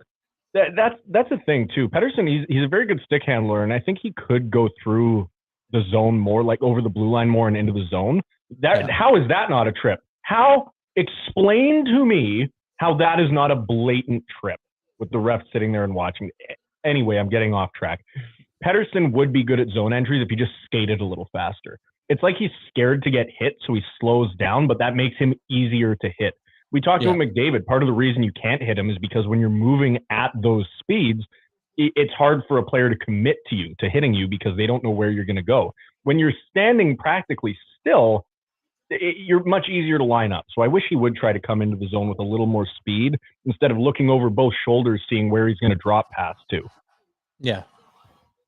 Yeah. No, I mean, and that was, again, I'll try not to talk about Toronto so much, but their zone entries are fucking awful too. And they had the same problem, just like too many back passes, unsure of what to do. They're not a dump and chase team, just like, Vancouver's not really a dump and chase team either. So that can be part of the downfall. And I know we missed your comment there, Alex. Alex asked who was the next goal scorer, but he asked it right before Hyman scored. So do you guys, who do you think is going to score next? I assume you're going to pick a Canuck. Who do you think is going to score next for the Vancouver Canucks, or just in general? if you're thinking the Lindholm. Oilers might score next. Oh, he's still sticking with the Lindholm train. I'm going You got to go. Lindholm. Hey, Good you for the call it once. You can't abandon it, right? Exactly. No. I'm going. I don't know. I might even go with like Joshua now because they've taken like that. Lindholm off of that third line. Yeah. I would not be shocked to see this line that's out on the ice right now capitalized just because that's what they've done all year. Huge.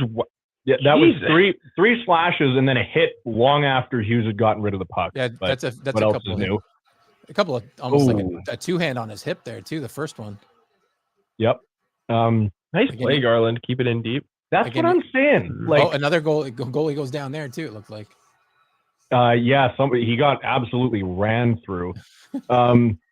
Susie from the point, no dice. Deflected out. But you know what? That was the best zone pressure we've seen from the Canucks all period. From what line? Yeah, well, no one's surprised, right? That's what I'm saying. That line, we have the best third line in hockey. It seems like look at this. There's a slash. There's another slash. And a third one. Yeah. That just drives me crazy. That can you imagine someone doing that to McDavid and getting away with it? It just wouldn't happen. The ref on the other side too, right? I mean, I'm not defending it. It should be a penalty for sure. Yeah, it should be a penalty. And I understand. And especially like it's not like Hughes is a nobody, right? Like Hughes is like probably going to win the Norris this year. He is the heavy favorite from. But I mean, again, we live in a very saturated area. Everyone's like, "Oh yeah, he's got it," and like I do believe that, but at the same time, we probably hear that a little more than other markets do, just because it's our own guy, right? Mm-hmm. Stephen Land, who's stuck around with us since the beginning of tonight. Thank you, Stephen. What's your final score prediction for this game? And what was your optimism coming into the series from a Canucks fan standpoint? Like, how did you guys feel? Obviously, you feel great leading 3-2 in the series now, but how did you feel drawing the Oilers in round 2 here? I remember when we found out we were going to play them, it was kind of weird because, again, a lot of people were like, oh, great, we beat them 4 times in the regular season, so it's going to be a cakewalk. And, no, all those games were pretty early on in the year, except for one of them, which was the last game of the season where both teams were benching some of their best players. Exactly. So not very accurate. Of course, the Oilers had a horrific start to the season.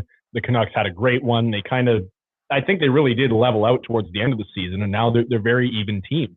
Yeah. I wouldn't say I want to say I had confidence in the Canucks, but I also wouldn't say that it was like a strong feeling like, oh yeah, we're going to win this. I knew, similar to what we were just talking about, the Florida-New York series, that it was going to be close is what I figured. But I couldn't have told you who was going to win it.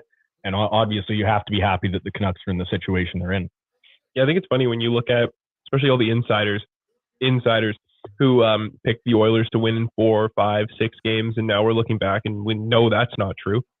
It's just been kind of funny because, when we came into this series, you and I and Alex were talking on the podcast quite a bit about how, don't sleep on the Canucks, right? They almost got a breakaway there. They can beat the Oilers. They've proved it this season, and yet for whatever reason, insiders were all taking the Oilers. So we're happy to see that the Canucks have been able to, keep up and succeed playing against the Oilers in this series, and hopefully they can come back. Oh, what? Come back down 2. Don't say it. I'm not going to say Don't say it. I'm not going to say it. Oh, Boosh bomb. Hey, you know what? Boosh bomb. How did this go in? That I wasn't even looking at that like there was a dangerous play going on. I don't know if this was a deflection. I know they just zoomed in on Hronek. Maybe something happened with him. Whatever it was, I didn't see it at all.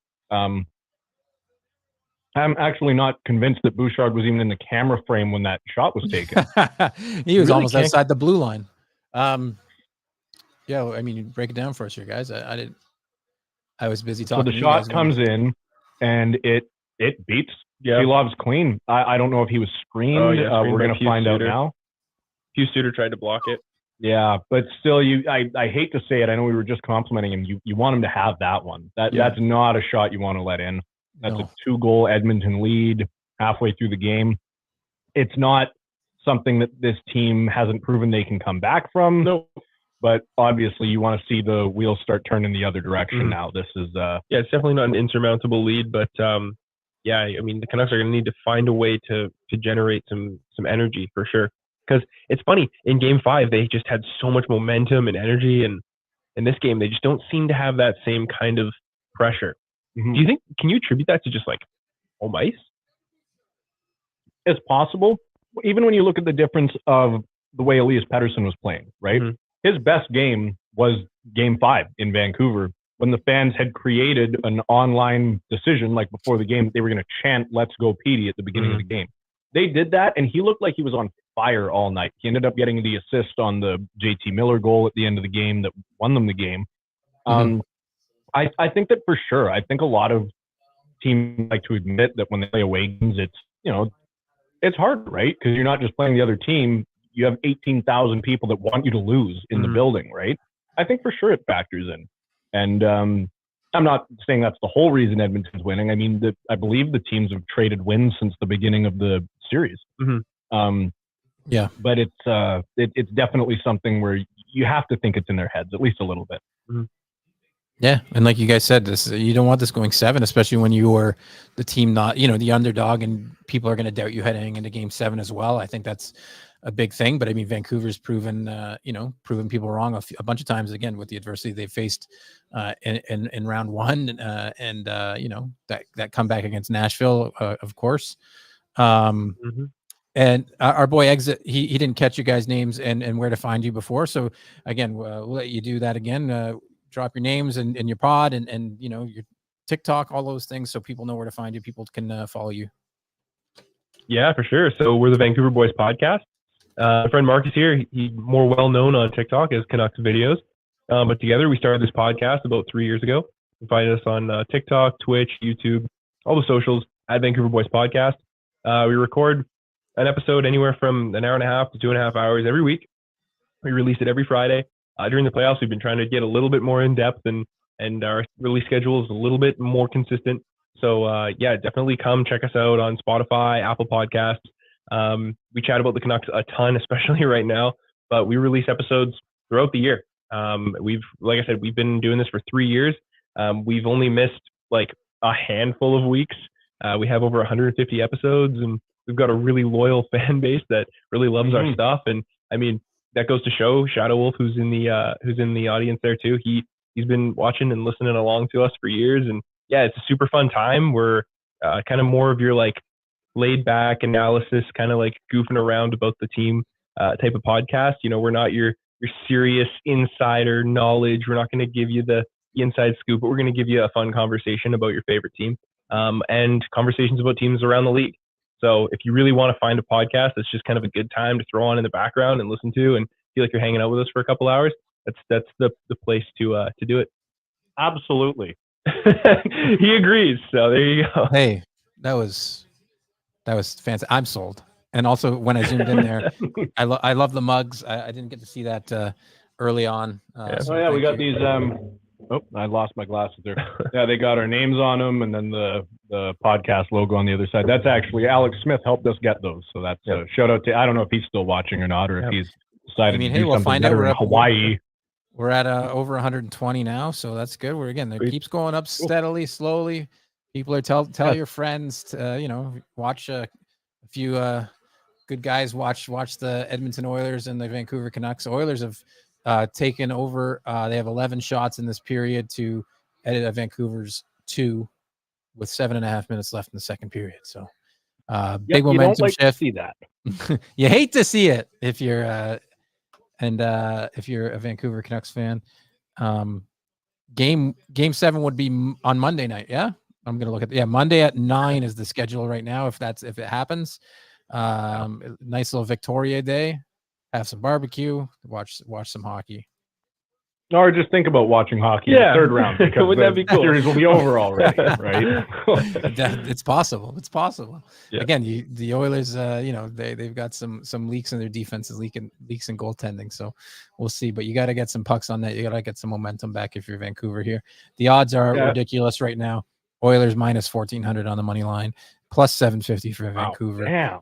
There's really just no faith in Vancouver to come back, even though that's kind of what they're built on. Yeah. So the spread is plus 2.5 for Vancouver, and that's even money. So if you think that Vancouver can not lose by 3 goals, then that is the bet to make at plus 2.5 at plus money. So I don't mind that actually. Let me maybe pull up my own account here, and get in on that. Yeah. No, that seems like a great bet to make. I mean, this is, like Marcus was saying, this is a team that's come back from multi-goal deficits twice in these playoffs in dramatic fashion. So this is not a team you want to count out at any point in the game. So we'll see, especially when this line's out there. So we'll see. Yeah, we'll see what happens. Oh, they go offside. And they they're going to the box. what? For what? Oh shit. Yeah, good. No, grab him by his face. I didn't see anything there either. I didn't either. Well, oh wait, no, Garland's bleeding from the mouth. Are we getting a power play or no? He's going to the box. Well, that doesn't make a whole lot of sense. Yeah, we'll have to see a replay of that one. Yeah. Good thing I did not lock in that bet, by the way. We'll see if they can hold the Oilers power play off again here. Yeah, I think this is going to be the biggest penalty kill of the season for the Canucks, basically. Okay, I kind of missed the beginning of that interaction, but he jumped. There's no way that was the call. No, the arm is not up there. You could maybe give him it's for that grabbed little him and grab. I'm sorry, Connor Garland is not physically strong enough to do that with like his pinky finger to just throw an entire person to the ice, which is what they called it. Yeah, it was Bouchard too. Yeah. But you got to get rid of that. Luger, come on, man. He's usually smarter than that. He must have thought he had more space than he did. Come on, Theodore. Yeah, there's it's a bit tough to commentate on this power play because this just means so much for the Canucks. Like killing this off would be absolutely massive for them. Yeah, it would. I think that could tilt the ice. It could tilt the momentum for sure. Mm-hmm. They at least spoiled an entry there. I don't know if the puck went out of play or if it was offside, but they whistled it down at the blue line. Ian Cole, I was just going to mention too. We've been very hard on him these playoffs. He's made some almost unforgivable mistakes. And I keep wanting to see him do better because he's the most experienced playoff guy on the Canucks. He had that time with the Tampa Bay Lightning. He's just not really giving us much to work with. I would love to have a narrative where we're saying, and look at how great he's been this game. I'm not even saying get on the score sheet. I'm just saying like have a good, solid defensive game. Yeah. And I think we are unfortunately in what is this, game 12 of the playoffs for the Canucks, and we still haven't really seen that from him. He's apparently playing with an undisclosed lower body injury, but like we alluded to before, Canucks are getting another penalty here. Yep, Hyman's on the ground, probably high sticking. High stick. He's crying to me. He's squeezing, trying to force some blood to come out of his face. It's going to be Joshua going. This is not what you want to see happen in the middle of your most important penalty kill of the season. Is take another and that was like a nothing play, right? Yeah, I'm waiting to wait. Where's the? Oh, okay. I'm sorry, and maybe this is biased, and it's going to be pretty biased here. That was a high stick. You think so? Absolutely. You think that's worth the penalty call? Well, he hit him in the face with a stick. But he's actively trying to get away from him. High stick, Marcus. You think so? 100%. Every day of the week, that's a high stick. If that's how it is, that's how it is. Yeah. But it sucks, but that's a high stick. I'll say this then. I feel bad for him because it's not like it was he lost control of his stick. He was intentionally trying to move himself away from Zach Hyman. Mm-hmm. So that sucks to see, and it's similar in a way. Like obviously there was more intent with the Soucy play, but there was no intent for Soucy to cross-check McDavid in the face, right? We're all on the same page there. Yes, he meant to cross-check him in the front a little lower, but the whole thing you got to be in control of your stick and blah blah blah. Like it's tough. Yeah, it's tough. Similar idea there. Yeah, it's but I mean, hey, now. This if you want a momentum shift, if you can kill these penalties, and hey, if you want to jump in on the Canucks, now might be the time. Plus 875 on the money line, but which is crazy, only down 2 goals, but I mean they got a big chance here. 41 seconds left on the 2-minute advantage, and the ice is tilted definitely in the Oilers' favor right now. Mm-hmm. To get him, oof. Yeah, excellent. This is if you gave me a list of every team in the league and said who would you least rather have a 2-man advantage, like disadvantage against, I would pick the Oilers. Oh, yeah. They're like trying to force it to Draisaitl, man. I mean, obviously he's good from that spot, but but they have the way options. that Vancouver's been. I'm surprised.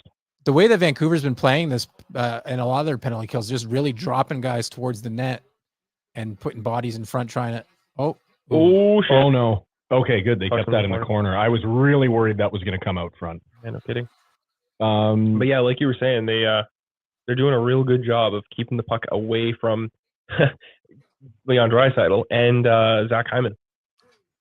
Yeah, there's another good stick there. Fantastic. Now, the penalty kill just overnight. To me, I would just feed it back to. I mean, I know you guys don't want to hear it. Feed it to Bouchard. I mean, the point's sort of open, right? Like nobody's playing the point. It's all they're giving them right now. So obviously, there's a lot of movement on the Oilers, but nobody's moving with. They're just set in a square, like they're set in a box. Mm-hmm. Especially with how accurate Bouchard's shot has been. Right? That I thought the puck was out of play. Everyone just kind of stopped playing there. Oh shit! Yeah, I thought so too. Excellent. Yeah, Connor Garland, man, he's just he's an animal. It's awesome to watch him out there, especially like in a defensive role. There. Someone's got to get out there. It's a big kill. Joshua just ran through Bouchard. That's a huge kill. Absolutely massive. But we could still allow a goal. Which we almost did. You know what though? You get the whistle. And as a Canucks fan, you got to be almost a bit of interference there too. It looked like. We don't need to. Did you? I don't know if you saw it on the clock there too. That showed a 2-minute and 53-second shift for Tyler Myers. He was out there for the whole thing and then some. A 6.5, 6 foot. What is he? 6'6" frame or something like that. He's a big dude. We got a few more comments here. Connor says they don't want it tonight. Sucks to see. Hopefully they can string something up. Lots of game left. Tuxedo says, "Go Canucks, go!" from a Flames fan, and Marcus is the best TikToker. So that's good compliment there. And Steven Land says, "Great work, guys. How many jerseys do you guys own? I like the backdrop with the framed jerseys." About 100? Yeah, I think so. We actually have a closet here. You can name a team if you want. We'll pull out their jersey, but we've got quite a few jerseys sitting on the sidelines here right now. Yeah, we did a TikTok a couple years ago of us opening up mystery box jerseys, and one of them was I ordered a goalie jersey, a signed goalie jersey. Could have been any goalie, and it ended up being a Toronto Arenas Jack Campbell signed jersey. And before we opened it, I said, if there's one goalie in the NHL I don't want, it's Jack Campbell. We ended up getting hilarious. It.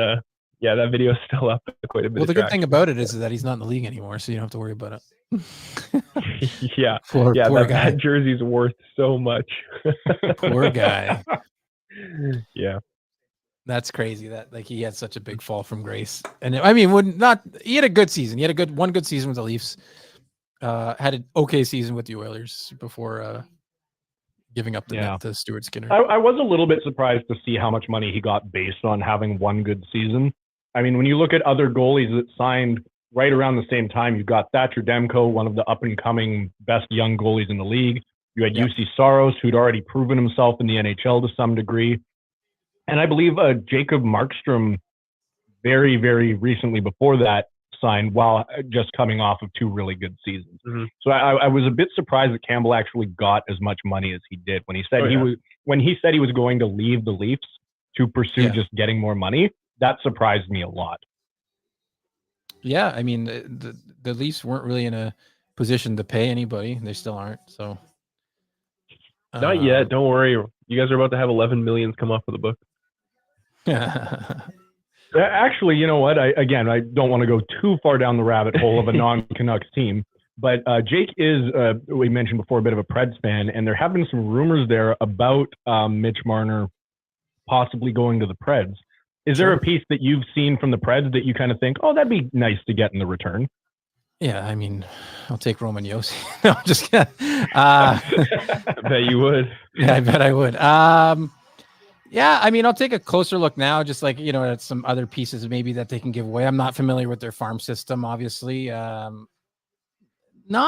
really.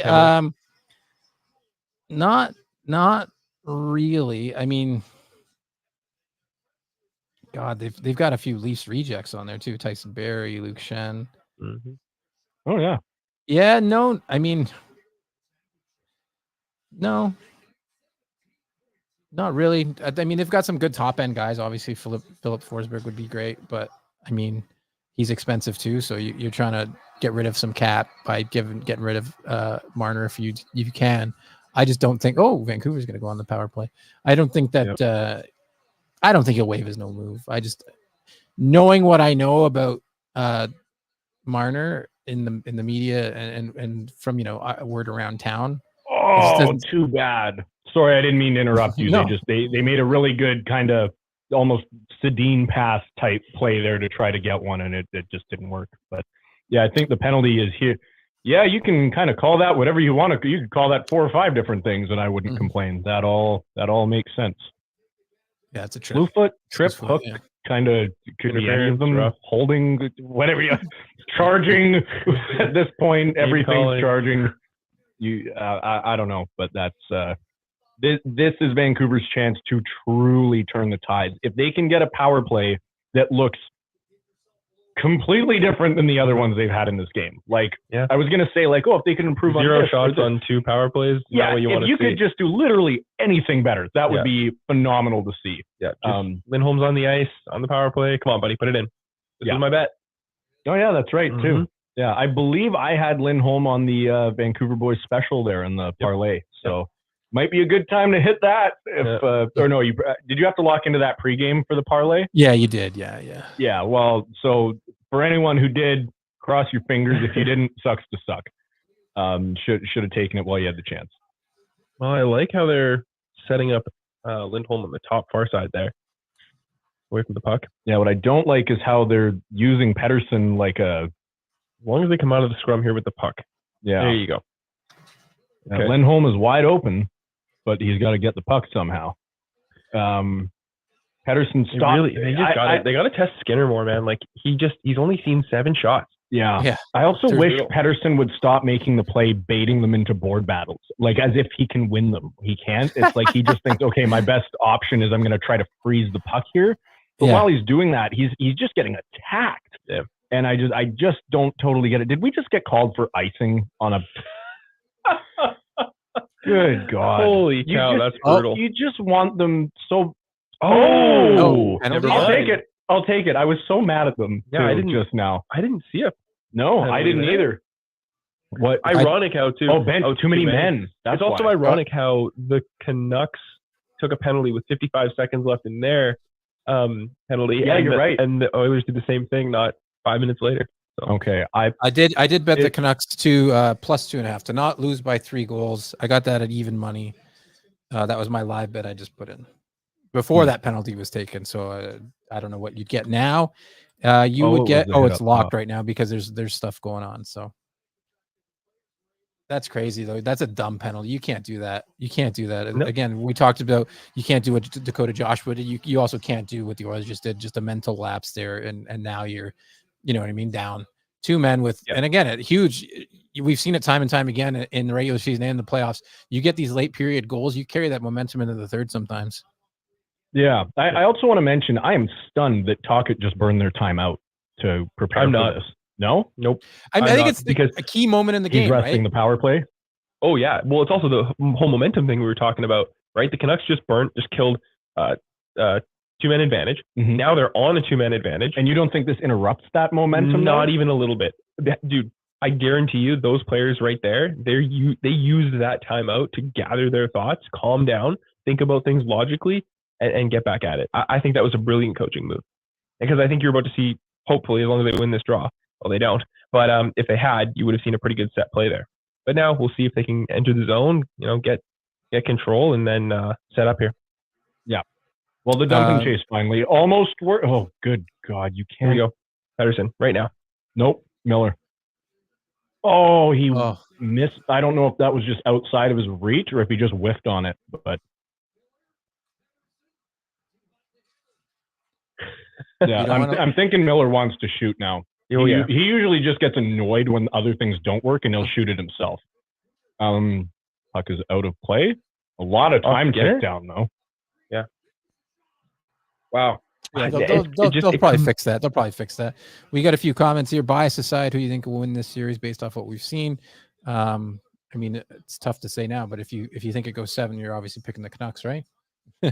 Tough to. Oh wow, I saw that was you so just watched tight. the huge shot Yeah. there. That was a great save.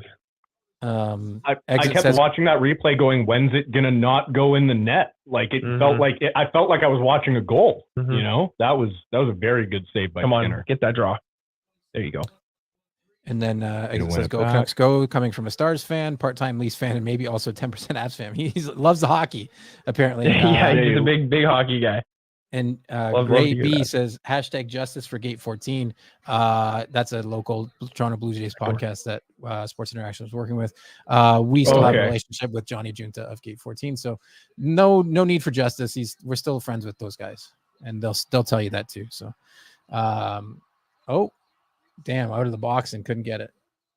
All right, there you go. Got a 50-second one-man advantage on the other side, but that would have been huge if they could have got something going at the end of the period. Well, the power play is not over. We have to remember that. But yes, obviously the two-man advantage. But Edmonton's looking at themselves saying the same thing. Yeah. Right.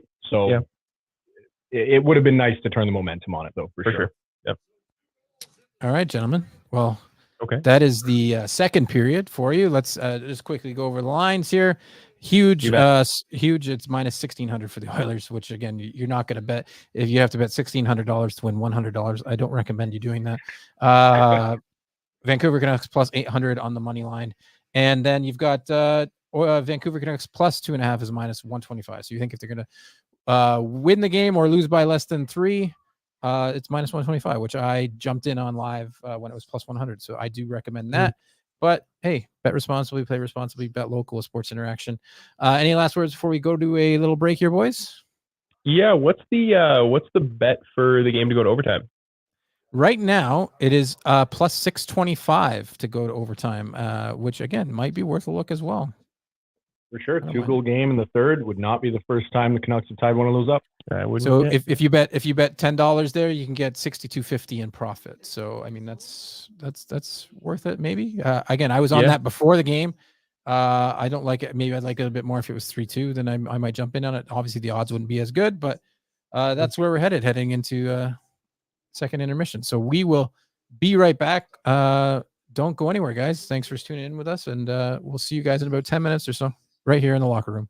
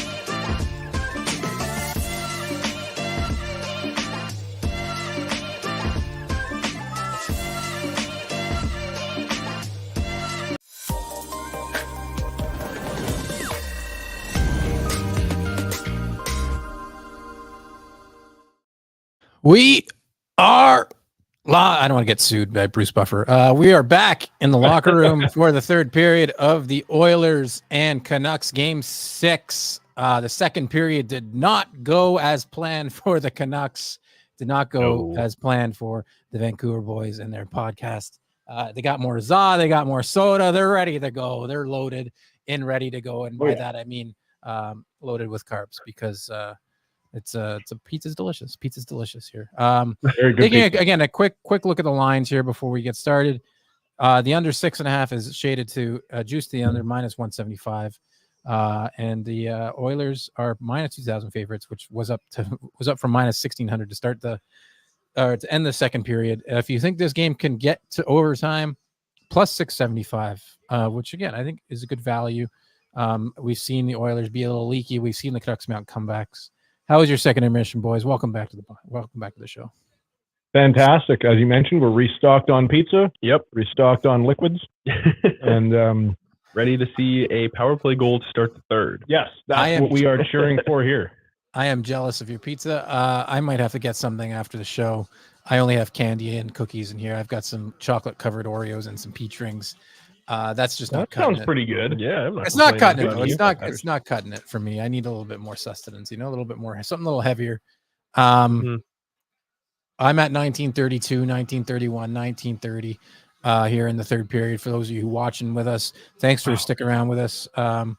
Catherine Rundle says, as the wise man named Bieksa once said, for the Canucks to win, shots, everybody shots. Thanks for joining the show there, Catherine. Yeah, can't argue with the great words of Kevin Bieksa.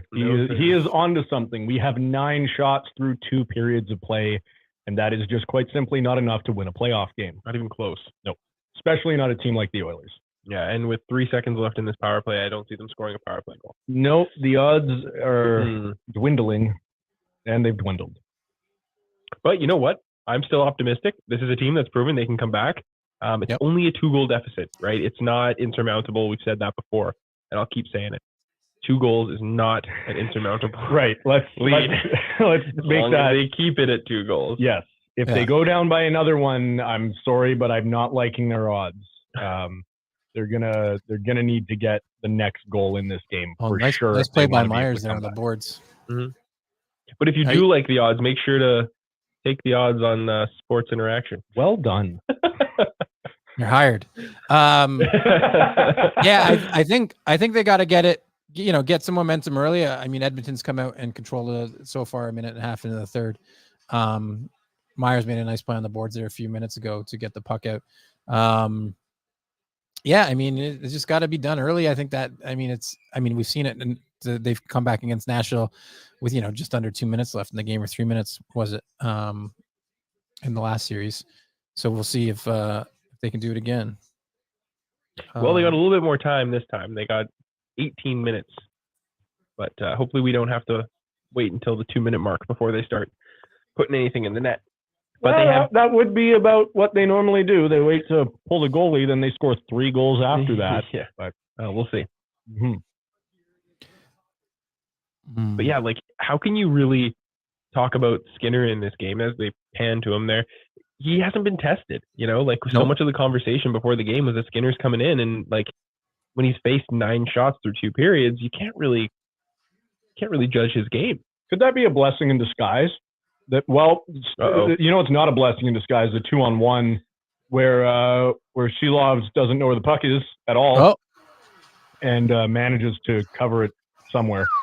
I was going to say it was in the front of his pads. Yeah, he got it. Yeah, no, he kept it out. But could it be a blessing that Skinner has not faced a lot of shots yet this game? Maybe if the Canucks can come up with a bit of a firing squad here in the third, they could catch him a little bit cold. Certainly, yeah. I think so. Yeah, not only that, but it doesn't, it can bode well for sorry to bring it up again, if there's a game 7, right? You don't know what he's been capable of doing because he hasn't really had to show much in this game. So I think they will. If it goes 7, he'll be tested. You'll have the home ice advantage. You'll have the second line change. And again, we've seen sort of them trade wins in the series. So, hey, that means by, math tells me that Vancouver would win in 7, Mm-hmm. I don't know if that's Yeah, exactly I how it would works. certainly hope so. I'd love to. Again, I'd love to see them win in 6. Which that's tough. Tough offside call there. Oof. Yeah. Oh, I thought you had something else to say. No. Oh, here we go.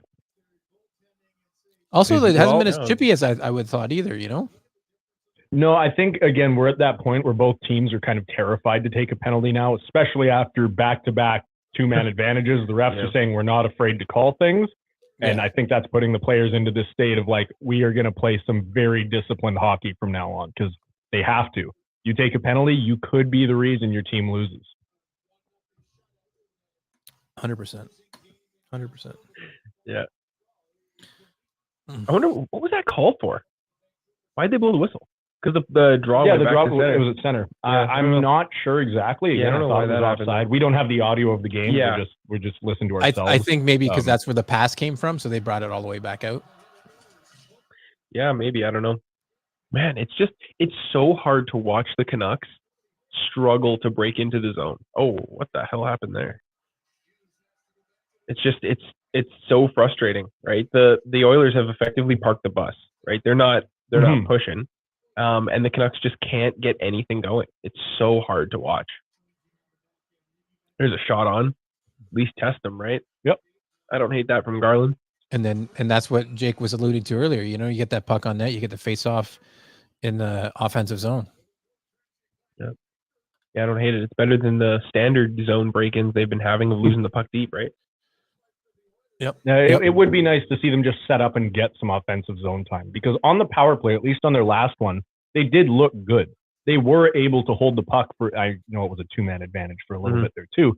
But even before that, they looked good. When they were holding zone time, they knew what to do. And that's their biggest problem is just getting into the zone and getting to that place where you're comfortable and you know what to do. I mean, it's nice to see the back checking too, like with the Oilers have had a few chances now to kind of break in with either odd numbers or quickly. And the Canucks have done a good job of stripping the puck off of them. Okay, but that one unfortunately didn't go that way. Might be the dagger. In fact, it Is quite that the Nuge? The Nuge. Yeah, it was product of Burnaby North High School. Shout out to that. Yeah, I bet he's not making a lot of friends in Burnaby right now. But no, that's a tough one, especially because I think that the leading up to that goal, the Canucks had some pretty consistent pressure. Yeah, they at least had the puck a lot of the time. But here's again that speed of McDavid to come in, right? He draws everyone looking at him, and Susie gets mesmerized by that and doesn't take fully anyway. Myers gets beat again. Doesn't really do anything, Susie. Oh. He has like okay position, but he's not really looking at. He's just sort of frozen. Yeah, he's not taking the stick, not taking the man, nothing. Wow. Oh. And there just no one wanted the puck. I'm not totally sure what happened there. Yeah. Oh. Yeah, I mean, you question the effort level of the Oilers last game. I mean, questioning the effort level of the Canucks this game, right? Like haven't really shown much after a great win last game. Yeah, I mentioned in a video just a while ago that it feels like there are two Canucks teams. There's a good one and there's a bad one. And for some reason, it feels like every other game, the bad one shows up. And I don't know how to explain it. See, even in Game 5, like the goal scorers for the Canucks were Susie and DiGiuseppe, right? And then Miller at the very end. So it's like where are the big guys? Like where's Hughes hasn't been anywhere on the score sheet, right? Besser, he's quieted down in the back half of this series. You know, even like Miller with that great goal in the game, but like we haven't seen a snipe from Miller in so long. I'm just dying for one of these guys to just make a fantastic play like we've seen from McDavid and Draisaitl night in and night out. It's so frustrating because it really what the Oilers are doing, especially in this game, is proving the difference between their top end talent and the Canucks top end talent. Yeah, that's what it is. The Canucks are trying to beat the Oilers with depth. The Oilers are trying to beat the Canucks with star power. And I have to say that in a vacuum right now, sure, it looks like the Oilers are winning that. But throughout the series, I don't know if you can really say that. Again, it's been a very even series. It just seems like every other game, one or the other team doesn't really show up. Yeah, this has been a frustrating game to watch. I mean, look, I think that the conversation begins and ends with those shots. 10 shots. Like how have we gotten this deep into the game and you can't generate more than 10 shots? I know that Talkett's really preached quality of shots over quantity, but at the same time, like you just, especially with a goalie like Skinner, man, you gotta get the puck on net and slash him when you get the chance too, I guess. Like, well, he was kind of not focusing on goaltending too much there, in all fairness, but. The Oilers only 9 block shots as well, 8 giveaways by the Canucks. I'm trying to find some possession time stats here. Not seeing it at the moment, but I'll try and track that down. But it seems like, the Canucks haven't had a lot of time, a lot of pressure. I haven't had the puck a lot, even despite winning the faceoff battles tonight. Canadian Bacon says, time for the Edler drop pass zone entry. We've been doing that all series. And he knows that about me, and I hate that. Yeah. That is maybe the biggest trigger that I have about watching hockey was the Alex Edler drop pass with no speed whatsoever. Just crawl to center ice and then drop pass it to anyone that's behind him. Yeah, the other team. Yeah, wouldn't matter. Didn't matter who it was. Yeah. Wear any jersey you wanted, but if you were behind him and we were on the power play, you were getting the could puck. Have been the other team. Yeah. Yeah, I love beautiful back. hit. I love looking back at Joshua flattened Garland there. That's not who you want to hit. No, that was a misplay. You were saying you love looking back at just some, the old players of yesteryear. I mean, Edler's not too far removed from the league, but just like remembering some players, remembering what they did, and even just hearing like names you haven't heard of in years. Like, what's the most obscure jersey do you think you guys own? Well, that's a fun one. Okay,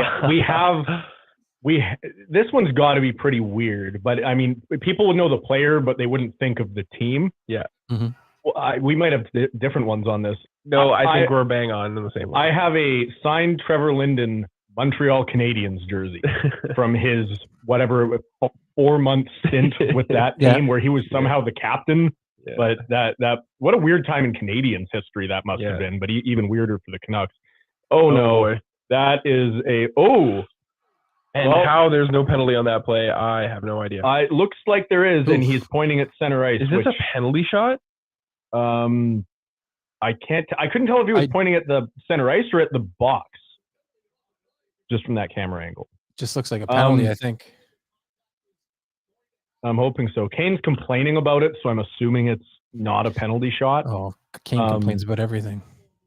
Yeah, but Leon Draisaitl's pointing at the screen saying, "Look at me! Look at how good I am! What the heck?" It was clear cut, but I think maybe the puck was gone after like when the contact happened. You know what I mean? Yeah. Here's the replay.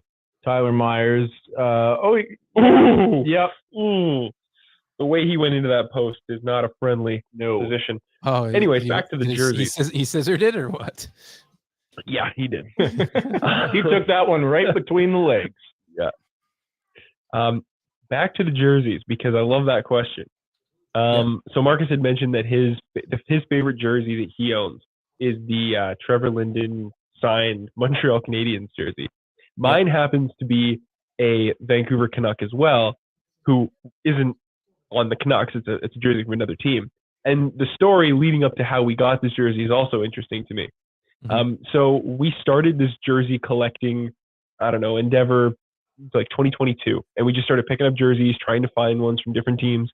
And we managed to find like 90% of the jerseys. And we only had a couple left, like the Kraken and whatever, some odds and ends. One of the last teams that we were trying to pick up was a New York Rangers jersey, because for whatever reason, those are difficult to get your hands on. And for the ones that are available, they're still pretty expensive. Anyways, we check Marketplace every once in a while. We go around to different hobby shops and whatnot. And finally, one day, I find a New York Rangers jersey on Marketplace that's a decent price. The weird thing about it is that it is none other than Pavel Bure, because Pavel Bure played for the Rangers, which not a lot of people know. It was his final season. It was his final season, and he also did not wear the number 10. He wore the number 9 in New York. So went out and picked that up. So we have a number 9 Pavel Bure New York Rangers jersey. It's the only Rangers jersey we have in the collection, and I think that's pretty neat. Yeah. We've definitely got some weird ones over the years. Yeah. For sure. Where does he rank for you guys on who do you think like your top 3 Canucks of all time are? Because like to me he ranks pretty high up there. Obviously you have the Sedins, you have Luongo, but Luongo played for Florida as well. So did Bure, I guess. Yeah, well, that's the thing is I think his prime was definitely when he was here for Bure, but he wasn't here for that long. He was here for I think about maybe 8 years or so. Which I say not that long. 8 years is a long time. Like but 90 to 98 kind of thing. Yeah, he kind of split his career. He wasn't here for the majority of it. It was similar to Luongo. Right. He was definitely one of the best players to watch in their prime. I don't see how you couldn't argue, though, that it's Henrik or Daniel has to be your 1 and 2 for the best. They played their whole careers here, start to finish. They lead the franchise in almost every record you can think of that a forward would hold. It's really hard to argue against those guys. And after that, when you start, the big question in Vancouver is always who's the 3rd best Canuck of all time, because you know who 1 and 2 are. And that would be hard to guess. So a lot of people would say Bure, Naslund. Yeah, some would say Linden just for the leadership alone. And of course, there's recency bias, right? Some people are like, "Well, it's Elias Pettersson." He could one day find himself in that conversation, and I hope we're on a timeline where we do see that. But it's right now that has remained to be seen. What I do think you could say, though, is that Quinn Hughes is the best defenseman ever for a Canuck, even though he's only on his 5th season, I believe. Drafted in 2018. Yeah, then played his draft plus 1 in college. So but about 5 years that he's been here, he already is barely behind Edler for the points record for a Canucks defenseman, and he's done it in almost a third of the time that Edler was here. Yeah. So there's, I think, a lot to be said about that. At least the best offensive defenseman we've ever had. And it's not close. Yeah, for sure. I think also some respect needs to be paid to Roberto Luongo. He's one of the best Canucks of all time. Absolutely. First ballot Hall of Famer. Right. So, but other than that, it's pretty tricky to narrow it down. But, I think that the more fun conversation to have is who your favorite Canucks are. That's you're the ones that you enjoy watching the most. Because for me personally, I've really struggled with that on which ones I enjoy watching the most. But because of these playoffs, I have a clear-cut favorite now, and that's Nikita Zadorov. He's so much recency bias, man. I know, but like I cannot say there's been a defenseman in my lifetime in Vancouver that I've enjoyed watching as much as him, and also relate to. I grew up playing like he does, and to see him on the Canucks, right? Like I love that. He's easily my favorite player on the team, and my favorite player I've had on the team in years. I just realized something. Did I miss a power play for the Oilers or something? Was there no penalty at all that happened there? Yeah, no. Sorry, no. I got very focused on our conversation. Yeah, so nothing happened. Not only was there not a penalty shot, but there wasn't a penalty on that? No. Well, took the face off outside, I guess. Oh, Canadian Bacon says the Sedins and Marcus Naslund, West Coast Express. Oh, yeah. Yeah, Naslund had the West Coast Express era for sure. That was kind of like the era of Canucks when I was old enough to start paying attention. Like even I guess I was probably a Canucks fan even before that, but around the West Coast Express era was when I started like learning players' names because I was still only about 7 or 8 years old. But that's when I could have started telling you, like, if people were like, "Oh, who's your favorite player?" I could have said Marcus Naslund. "Oh, what do you like about him?" "Well, he has the same name as me." And like that, that seems like not a very important fact, but like when you're 5-year-old kid or whatever. Yeah, that's what like excites you, right? You watch it and you kind of like identify with them a little bit. For sure. So I like that. And then of course, Trevor Linden and him moved on from the Canucks in the same year. Linden retired. Naslund also went to New York, funny enough, to play one more year. Yep.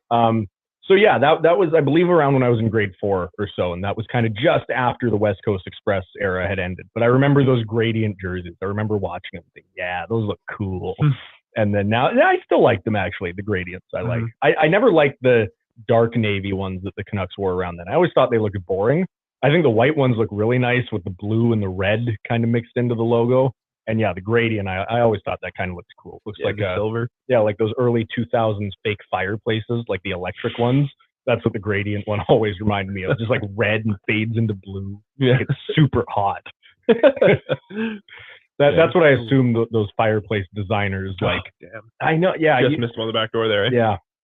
It'd be nice to also just get a bounce, just what, see, like something like that. Like just, they got on net. We got that going for us. That is 10% of the shots we've taken this game just happened right now. And it would be really nice to add to that. Yeah, I mean, this offensive pressure is nice. Yeah, Canadian Bacon chimes in again, says Zadorov is the defensive version of Kuzmenko with the media and energy level. I was surprised to see him go too, but I mean, I know there's a little bit more there than meets the eye with Kuzmenko. Oh, nice shot from the point. Oh, get the was that Hughes? friendly bounce, shot that? Myers. Myers shot the last one, but I feel like we might be reacting to different shots because we're off by I think you were right. I think you were right. I just missaw. Give it to him right away. Oh, Miller. Oh, wow, we're right synced up now somehow. Yeah. That's great. Damn. Yeah, man, this is tough to watch. It's frustrating because as much as it feels like they're a bounce away, they are a couple bounces away. Yeah, we need to score 3 goals in the next 8 minutes to win this, or to tie this, to even move it to overtime. Yeah. And I hate to say it, but the way they're playing right now, I just don't see it. They're not generating enough chances. The chances they are generating are not high danger enough. They just, this is a team that can come back, but they're not playing like that team tonight, unfortunately. Yeah. I never say die, but no, yeah. Right now, my confidence is not exactly soaring. Mm-hmm. Yeah, no, I agree with you guys. They haven't shown a lot here to put that faith, especially down 3 with only 8.5 minutes left. No real point to looking at the money lines got taken down from Sports Interaction. If you think they will hold the 3 goal lead and they won't lose by 4, it is minus 120 at Sports Interaction. So if you think that Vancouver can hold them to a 3 goal lead or less, and that's where the game will end, if it ends 4-1 or 4-2, something like that, you can get minus 120 at plus 3.5. So that's where we're at, and the total is 5.5. So if you think another goal will be scored, it is minus 300, or if you don't think another goal will be scored, it's plus 210 at Sports Interaction. So that's where we're at. I don't think do you think they'll pull the goalie 3 goals down? I think if they do it, it'd be at absolutely like 5 minutes left. When do you do that? Yeah, I think just the fact that, what are they up? It's a 4-1 lead. What's the likelihood a team blows a 4-1 lead in the third? Oh man, come on, man. They've been so kind to host us on here and help us out. You don't treat them like that. Wow, I gave him permission in the first period. I think when you brought up Toskala. Yeah, that was a deep cut. No, but the Oilers. I was actually talking about how the Oilers already did that. But I think I have the Toskala McDonald's mini helmet. The one I mean, right? Where you like pop the helmet open and there's like the nice figure sitting on of. Yeah, I'm pretty sure I have I think I have that one. Yeah, see, this is what I mean. Like, it feels like they are technically generating chances. They're just not high danger. They're not ones that you really think, oh yeah, that's going to go in. They're all from the side like that. And why do they wait until they're down and in the third period to start turning it on? Like, why can't they just come out of the gates? This team has never, ever made anything easy on themselves. As long as I can remember. Like, I'm not talking about this group of Canucks. I'm talking about every iteration of them you've ever seen. Mm-hmm. I can't remember thinking like, oh yeah, they've got this one wrapped up. At least not unless they had a ridiculous lead in the third. But they always, if they're leading, they usually let 1 or 2 goals come back late, just enough to make you worried, right? When they are down, they tend to stay down until there's little to no chance of coming back, and then they decide to turn it on. That's just the way that this, not this team, not this group of players, but that's the way that this franchise has operated since I was a little kid. Mm. And here's puck possession too, eh? The Canucks with more puck possession this game. in the Really? game, Yeah. that's deeply surprising. Doesn't I'm doesn't very seem that way. surprised by that. Yeah. I'm glad you caught Well, that. they I said looked for it 20 on NHL.com, but they must have put it up on the screen a second ago. I missed it. Yeah, they did. It showed the Canucks with 26 minutes and the Oilers with 25 and a half. I think, though, too, that possession probably includes all the times that we do a double take and skate around behind our own net and pass it up to the blue line, change our minds, go back, skate around the net again. That racks up all your possession time, right? And the Canucks might do that more than any other team in the league, where if they don't see the exact breakout they want to use, they just double back. Yeah. And it's because Hughes is such a dynamic skater that they can lean on him to do that. He can go from one side of the ice to the other really fast. He's also deceptive enough that the other team doesn't fully know how to follow him. Mm-hmm. So I think the Canucks have overutilized that part of his game for sure. Oh, Evander Kane off the draw. That's not what we were hoping to see. On the bright side, that's 6 goals in the game, and I took the over. That's one right. More. One more, and I would honestly, I think one more is going to happen. I couldn't tell you who it's going to come from, but I think there is definitely going to be one more. 7 minutes.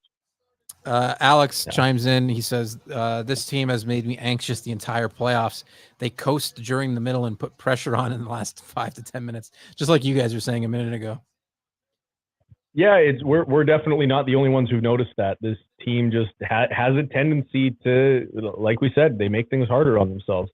Oh, yeah, you can't really blame Shilovs for that one. I don't even know how that puck made it through that sea of legs. I put it this way, from when he shot it, I could not see the puck anymore by the time it entered the net. It was behind a wall of people. So that's another thing. I feel bad for Shilovs kind of getting shelled here with 5 goals. Other than that one Evan Bouchard shot from the point, I really don't think I can be upset with them for any of them. I know a lot of Canucks fans will say, oh, if we had Demko in net, it would be a different story. And maybe it would, but still, I can't really look at... Oh, you almost had your over right there. It's funny. That's what I'm cheering for now. Like that's all I really care about is just the betting, because I think the result has sealed itself. Mm-hmm. So it would be nice to at least. It's crazy to me. They just said that Draisaitl's got 100 playoff points now. That's crazy to me. That does seem insane, especially because a few of the years he's been with the Oilers, they did not make the playoffs. I mean, he was drafted in 2014, so. Yeah, so I do forget how long he's been around. So he's just outside the top 100 all-time. Stamkos has 101 in 128 playoff games. Draisaitl now has, well, let's see when this is last updated. 98 points in 59 playoff games. Jeez. That is crazy. That's crazy. So, wow. Yeah, that 39 goals, 59 assists in 59 playoff games. That seems like a Gretzky level stat almost. Like how can your points per game be that high? You know, especially like in specifically playoff games, like when it matters the most. Yeah. That's when he turns it on. Yeah. And I think it's crazy, you know, Stamkos was drafted in either 2008 or 2009, one of the two. And he has the same amount of playoff points as Draisaitl, who was drafted 5 years later. Yeah. And Stamkos has been on the Lightning the whole time, who have, for the most part, been a pretty good team in the playoffs almost every year. Yes. Yeah. Yeah, that really does show you where Draisaitl's at. Crazy. Can you name me? I'll say the top 5, but top 6 because 2 players are tied for top 5. But can you name me the top 5 in playoff points all time? All time? Yeah. I would imagine hard to go against Wayne Gretzky. Yeah, I would imagine Gretzky would be quite high on the list, if not one. Ding, he is number 1 with 382 points. The person next to him has 295. Wow. 295. You know what? A part of me almost wants to wonder if it's no, it isn't, because Yager played for a lot of teams, but not always playoff teams. He played for a lot of teams that missed, so I don't think it's going to be him. Lemieux, my only question about him is indeed 5th. Oh, there you go. 5th. Okay, there you go. So if that's the case, even though Lemieux had a shortened career, I would assume that Lemieux would be on the list. Lemieux is 19th. Yager played 101 more playoff games than Lemieux, though. Oh, wow. That's not a small... Oh, the over was right there. I'm gonna go with. Other teammates of Gretzky are on this list. Oh, that makes sense. Can you say the guy's name that I won't say? Mark Messier. Yeah, he's number 2. Yeah. I'm gonna go with Joe Sakic. I feel like he might be up there. Number 9. Ah, damn. Just outside. Outside. Like Paul Coffey. Is this just all going to be Oilers in the late 80s? Paul Coffey is 7. Okay, it isn't another Oiler. Another Oiler is in 3rd though. Yari Curry. Yari Curry's correct, and another Oiler is in 4th. But I don't know if you. This is a shout. If you need further hints, I'll let you guys guess. But I give you a couple hints if you need. And is it an Oiler from the 80s? Yeah. Oh, okay, that might be tough. Okay, can you give us another team that he played on? He went from Edmonton to Toronto. Chelios? Nope. I'm not super familiar with players from the 80s, but no, especially not from Toronto either. Yeah, I have no idea. A rough. Then he went to New York and then St. Louis. It was Glenn Anderson. Oh yeah, I would not have pulled that name if we sat here until Game 7. Yeah, yeah. And then Crosby's tied with Yager with 201 points. So that makes sense too. Yeah, and that's I just closed the page, but I'll pull it back up. And that's how we kill time here with the last 5 minutes of the stream, ladies and gentlemen. Nothing really to talk about with this game. Let me know how you guys are feeling heading into Game 7. While I pull this up, Ovechkin is 39th on the list. Oh, some chippy stuff. Finally, is this Zadorov and Kane? And who does he have? It's got to be Kane, right? Oh, yeah, it's got to be. Yeah, it's Kane. Well, you know what, Zadorov, get your money's worth while you're down there, buddy. Just if you're gonna do it, don't get punished for a crime you didn't commit. That's all I'm gonna say. But also, don't take a 1-game suspension. Yeah. Well, no, I think look. All the players are covering him. You can't see him from the cameras. Jeez, dude.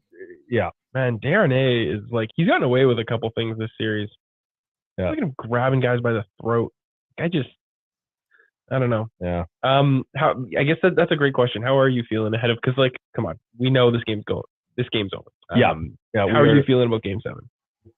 Oh, you're asking me? Yeah. Well, I'm petrified because I have a 50% chance of going to that Game 7, and nice. Just the way our family splits season tickets, so we all kind of take turns going to playoff games. Yep. And I believe the deal was for Game 7 that it's between me and one other person. So we're quite literally going to flip a coin to find out who's going to that. And little joke for the listeners of our podcast out there is that I'm not sure if my heart can take that. So we're going to – here's the Zadorov thing. Yeah. It's just a tussle. Yeah, they don't really – Nice takedown by Zadorov, though. Oh, yeah. Kane was not going to end up on top of that situation. I never doubted him for a second. No. About 2 minutes left in this one, and then who is throwing raw meat on the ice? When did that start becoming a thing? Yeah. We saw that at the beginning of the game too, didn't we? Yeah. And I hadn't seen. Is this a tradition I'm unaware of? It must be. I haven't heard of it, but I don't know why I'm just looking at a low quality cut of beef laying on the ice right now. Well, Nashville throws catfish, right? They do. Great tradition. Love it. That's so good. The Exit NHL made a to know commercial out of how not allowed it is. Yeah. Exit wants to know who your favorite player of all time is. He says his is Andre Deveaux. Sorry. Cool. Okay. I'm going to go with my favorite all-time non-Canuck because, it's just going to. I'm just going to be telling you about the Sedins again. I think my favorite all-time non-Canuck might actually be Jarome Iginla. Again, he's one of those guys. I know for a fact that other than maybe Sidney Crosby, he is the first guy whose name I learned that was not on the Canucks that I learned about him. Mm-hmm. A lot of Canucks fans feel that way too, because even though we had our battles with him in Trevor Linden's final ever game, he was responsible for bringing the Calgary Flames all back out of the locker room to shake his hand on the ice. And then the Sedins even paid that forward when they were in Edmonton and did the same thing for Ryan Smith. I would have to say Jarome Iginla. And of course, us living in Vancouver, he got the assist on that Sidney Crosby golden goal for Team Canada. And no one's forgetting that anytime soon. So I would have to say, outside of the Canucks organization, I got to give a shout out to Iggy there for that one. What about you? Yeah, whether we're going inside or outside of the Canucks organization, it's going to be Shea Weber for me. That's BC boys from Sycamoose, BC. Yep. Growing up, he was the type of player that I compared myself to. I wanted to be like when I grew up, and I still remember that slap shot in the All-Star game that went through the net. And you know what? He's always been my favorite player. It's such a tragedy how his career ended, but I still think he had a fantastic NHL career, and he's been my favorite for sure. I don't think he would have wanted to go out any other way though, like playing in the Stanley Cup Finals. Yeah, that was his. He went out in the finals. Yeah. So It's not like he came back and kind of withered his way out and people were like, oh, when's he going to hang him up? Yeah. He played right until the end. Yeah, he wasn't a healthy scratch for the Edmonton Oilers. Yeah, exactly. Yeah. He wasn't just on the Arizona Coyotes payroll to bring them above the minimum cap spend. Well, he was. But oh, actually, yeah, no, he was. You're right. But he forgot about that. He was also on the Vegas Golden Knights. Yeah, that's right. They used him for some of their infamous finagling as well. What about you? My favorite player is a former Canuck, actually. Oh, that's me. Yeah. You were not getting that past me, buddy. No, I didn't think so. But yeah, definitely. One of the guys who used to be on our podcast, he had some connections with the team, or his dad did back when he was young. Oh yeah. He is the first autograph that Matt Sundin signed once he got in Vancouver was for our good buddy Tyler, who did the podcast with us for a while. He was at the first Canucks practice when Sundin was here, and he was waiting for him right by the tunnel when he came out. So Sundin signed out, and he said that to him that was the first autograph he'd signed in Vancouver. So neat little story there. Where that jersey ended up, I have no idea. Yeah, the picture is more infamous. Marketplace. You guys ended up buying it from him. Yeah. Yeah, it's in that closet. Yeah, it's right here. It's a youth medium. Pravon says Canucks in 7. It's going to have to be, boys, because this game is over. 5-1 is indeed the final. Edmonton 27 shots. Vancouver just a meek 15. Hoping for a better effort at least and a better game. I mean, again, I don't really have a horse in this race. I'm hoping for a fun game 7 on Monday night. Let's see. I'll see if the lines are out right now. Again, last few words here, guys. Convince me that the Canucks are going to win game 7. How are you feeling about it? Home ice advantage. The players have talked about it. For the most part, they've acted on it. They've only lost one game at home in this series, if I'm correct on that. They lost game 2 at home, and then they won. Oh, in this series. Yes, in this series. My Sorry, bad. if I wasn't clear, in this series. And the players have talked about that when this fan base gets behind them, they really feel like there's nothing they can't do. I think game 7 might have the loudest crowd they've heard, most of them in their entire careers, is going to be this Monday at home, Rogers Arena, game 7. This is why we do what we do. Mm-hmm. This is why the players do what they do. That barn is going to be loud, and I think these guys are going to be fired up on Monday. Yeah, I totally echo every sentiment that Marcus just shared. And the only thing I really have to add, I will keep short and sweet. JT Miller. Yep, that is a good he's thing gonna to be fired add. up. He's gonna be fired up. Yeah.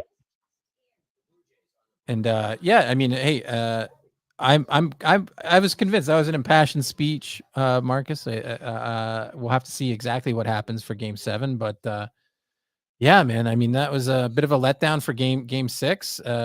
Even from like a unbiased standpoint, I was just hoping for more of a banger. At least, game 5, I was here for it in the locker room, gave me a bit more drama. Again, I'm just waiting to see. I don't think the odds are going to be out just in time yet, but I assume the Oilers will be small road favorites, probably would be my guess, which I don't completely agree with. But I mean, hey, they got the best player in the world on their team, so who knows? Yeah, I think the conversation ahead of Game 7, amongst a million other things, I'm sure, is really going to be: is Thatcher Demko going to make his debut in this series? Because the story has been since he got injured that he'd be coming back around this point. The end of the second round, beginning of the third round, there was whispers about him even coming back in this game. So I think that's going to be a really interesting storyline to follow. Absolutely. And how would you put him in? Would you put in a Vezina nominee? Yeah, I think it really depends. If he is 100% healthy, if that's what they come back with, and they say this guy is good to go, if he hurts himself, it will not be because of this. Yes, you put him in the net. If they're like, he's 95% of the way there, this could use a couple more days, let him rest, because I would rather get eliminated now than lose Demko for half of next season. But I think that, if he's good to go, you have to put that guy in the net. He deserves it. He's earned it. And I think he's the type of goalie that even though he's coming in cold, he can dial in. Yeah, and again, utmost faith in Ian Clark to make sure that he's ready to go.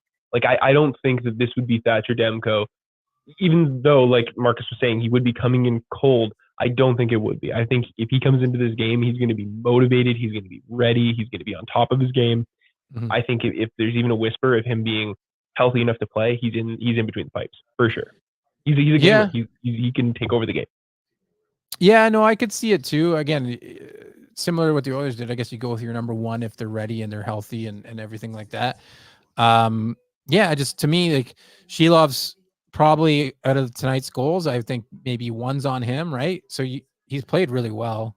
So it'd be kind of, downer to put him out, but I mean, it'd be a big boost to have your number one back. So I don't know. I think I would go with it too. I think you got to go with Demko if he's healthy, but for sure. Without a doubt. But all right, boys, that's going to do it for tonight. Thanks a lot for tuning in, for joining me, man. It was great. Great to meet you guys. Yeah, glad we got to do this. This was so much fun. And I mean, hey, if they make it to the next round, maybe we'll do another one, because we're probably only going to do more of these as the playoffs keep rolling around. So just lastly, just again, promote your stuff. Where can people find you? Podcast, TikToks, all that stuff. Just for the last time. You want to take this one, or you want me to do it? You go ahead.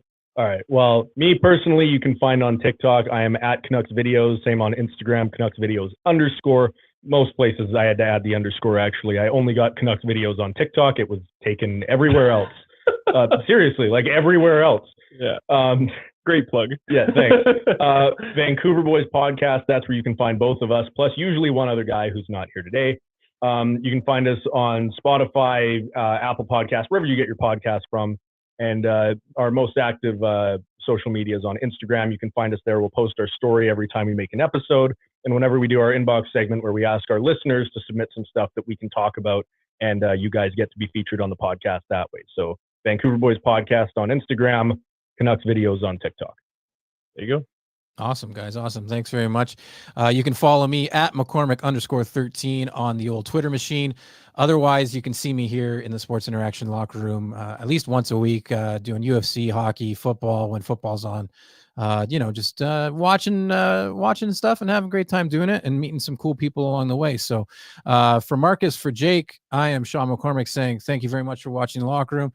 Sports Interaction, your homegrown sportsbook, bet local. We'll be back soon, guys. Take care. Thanks for watching.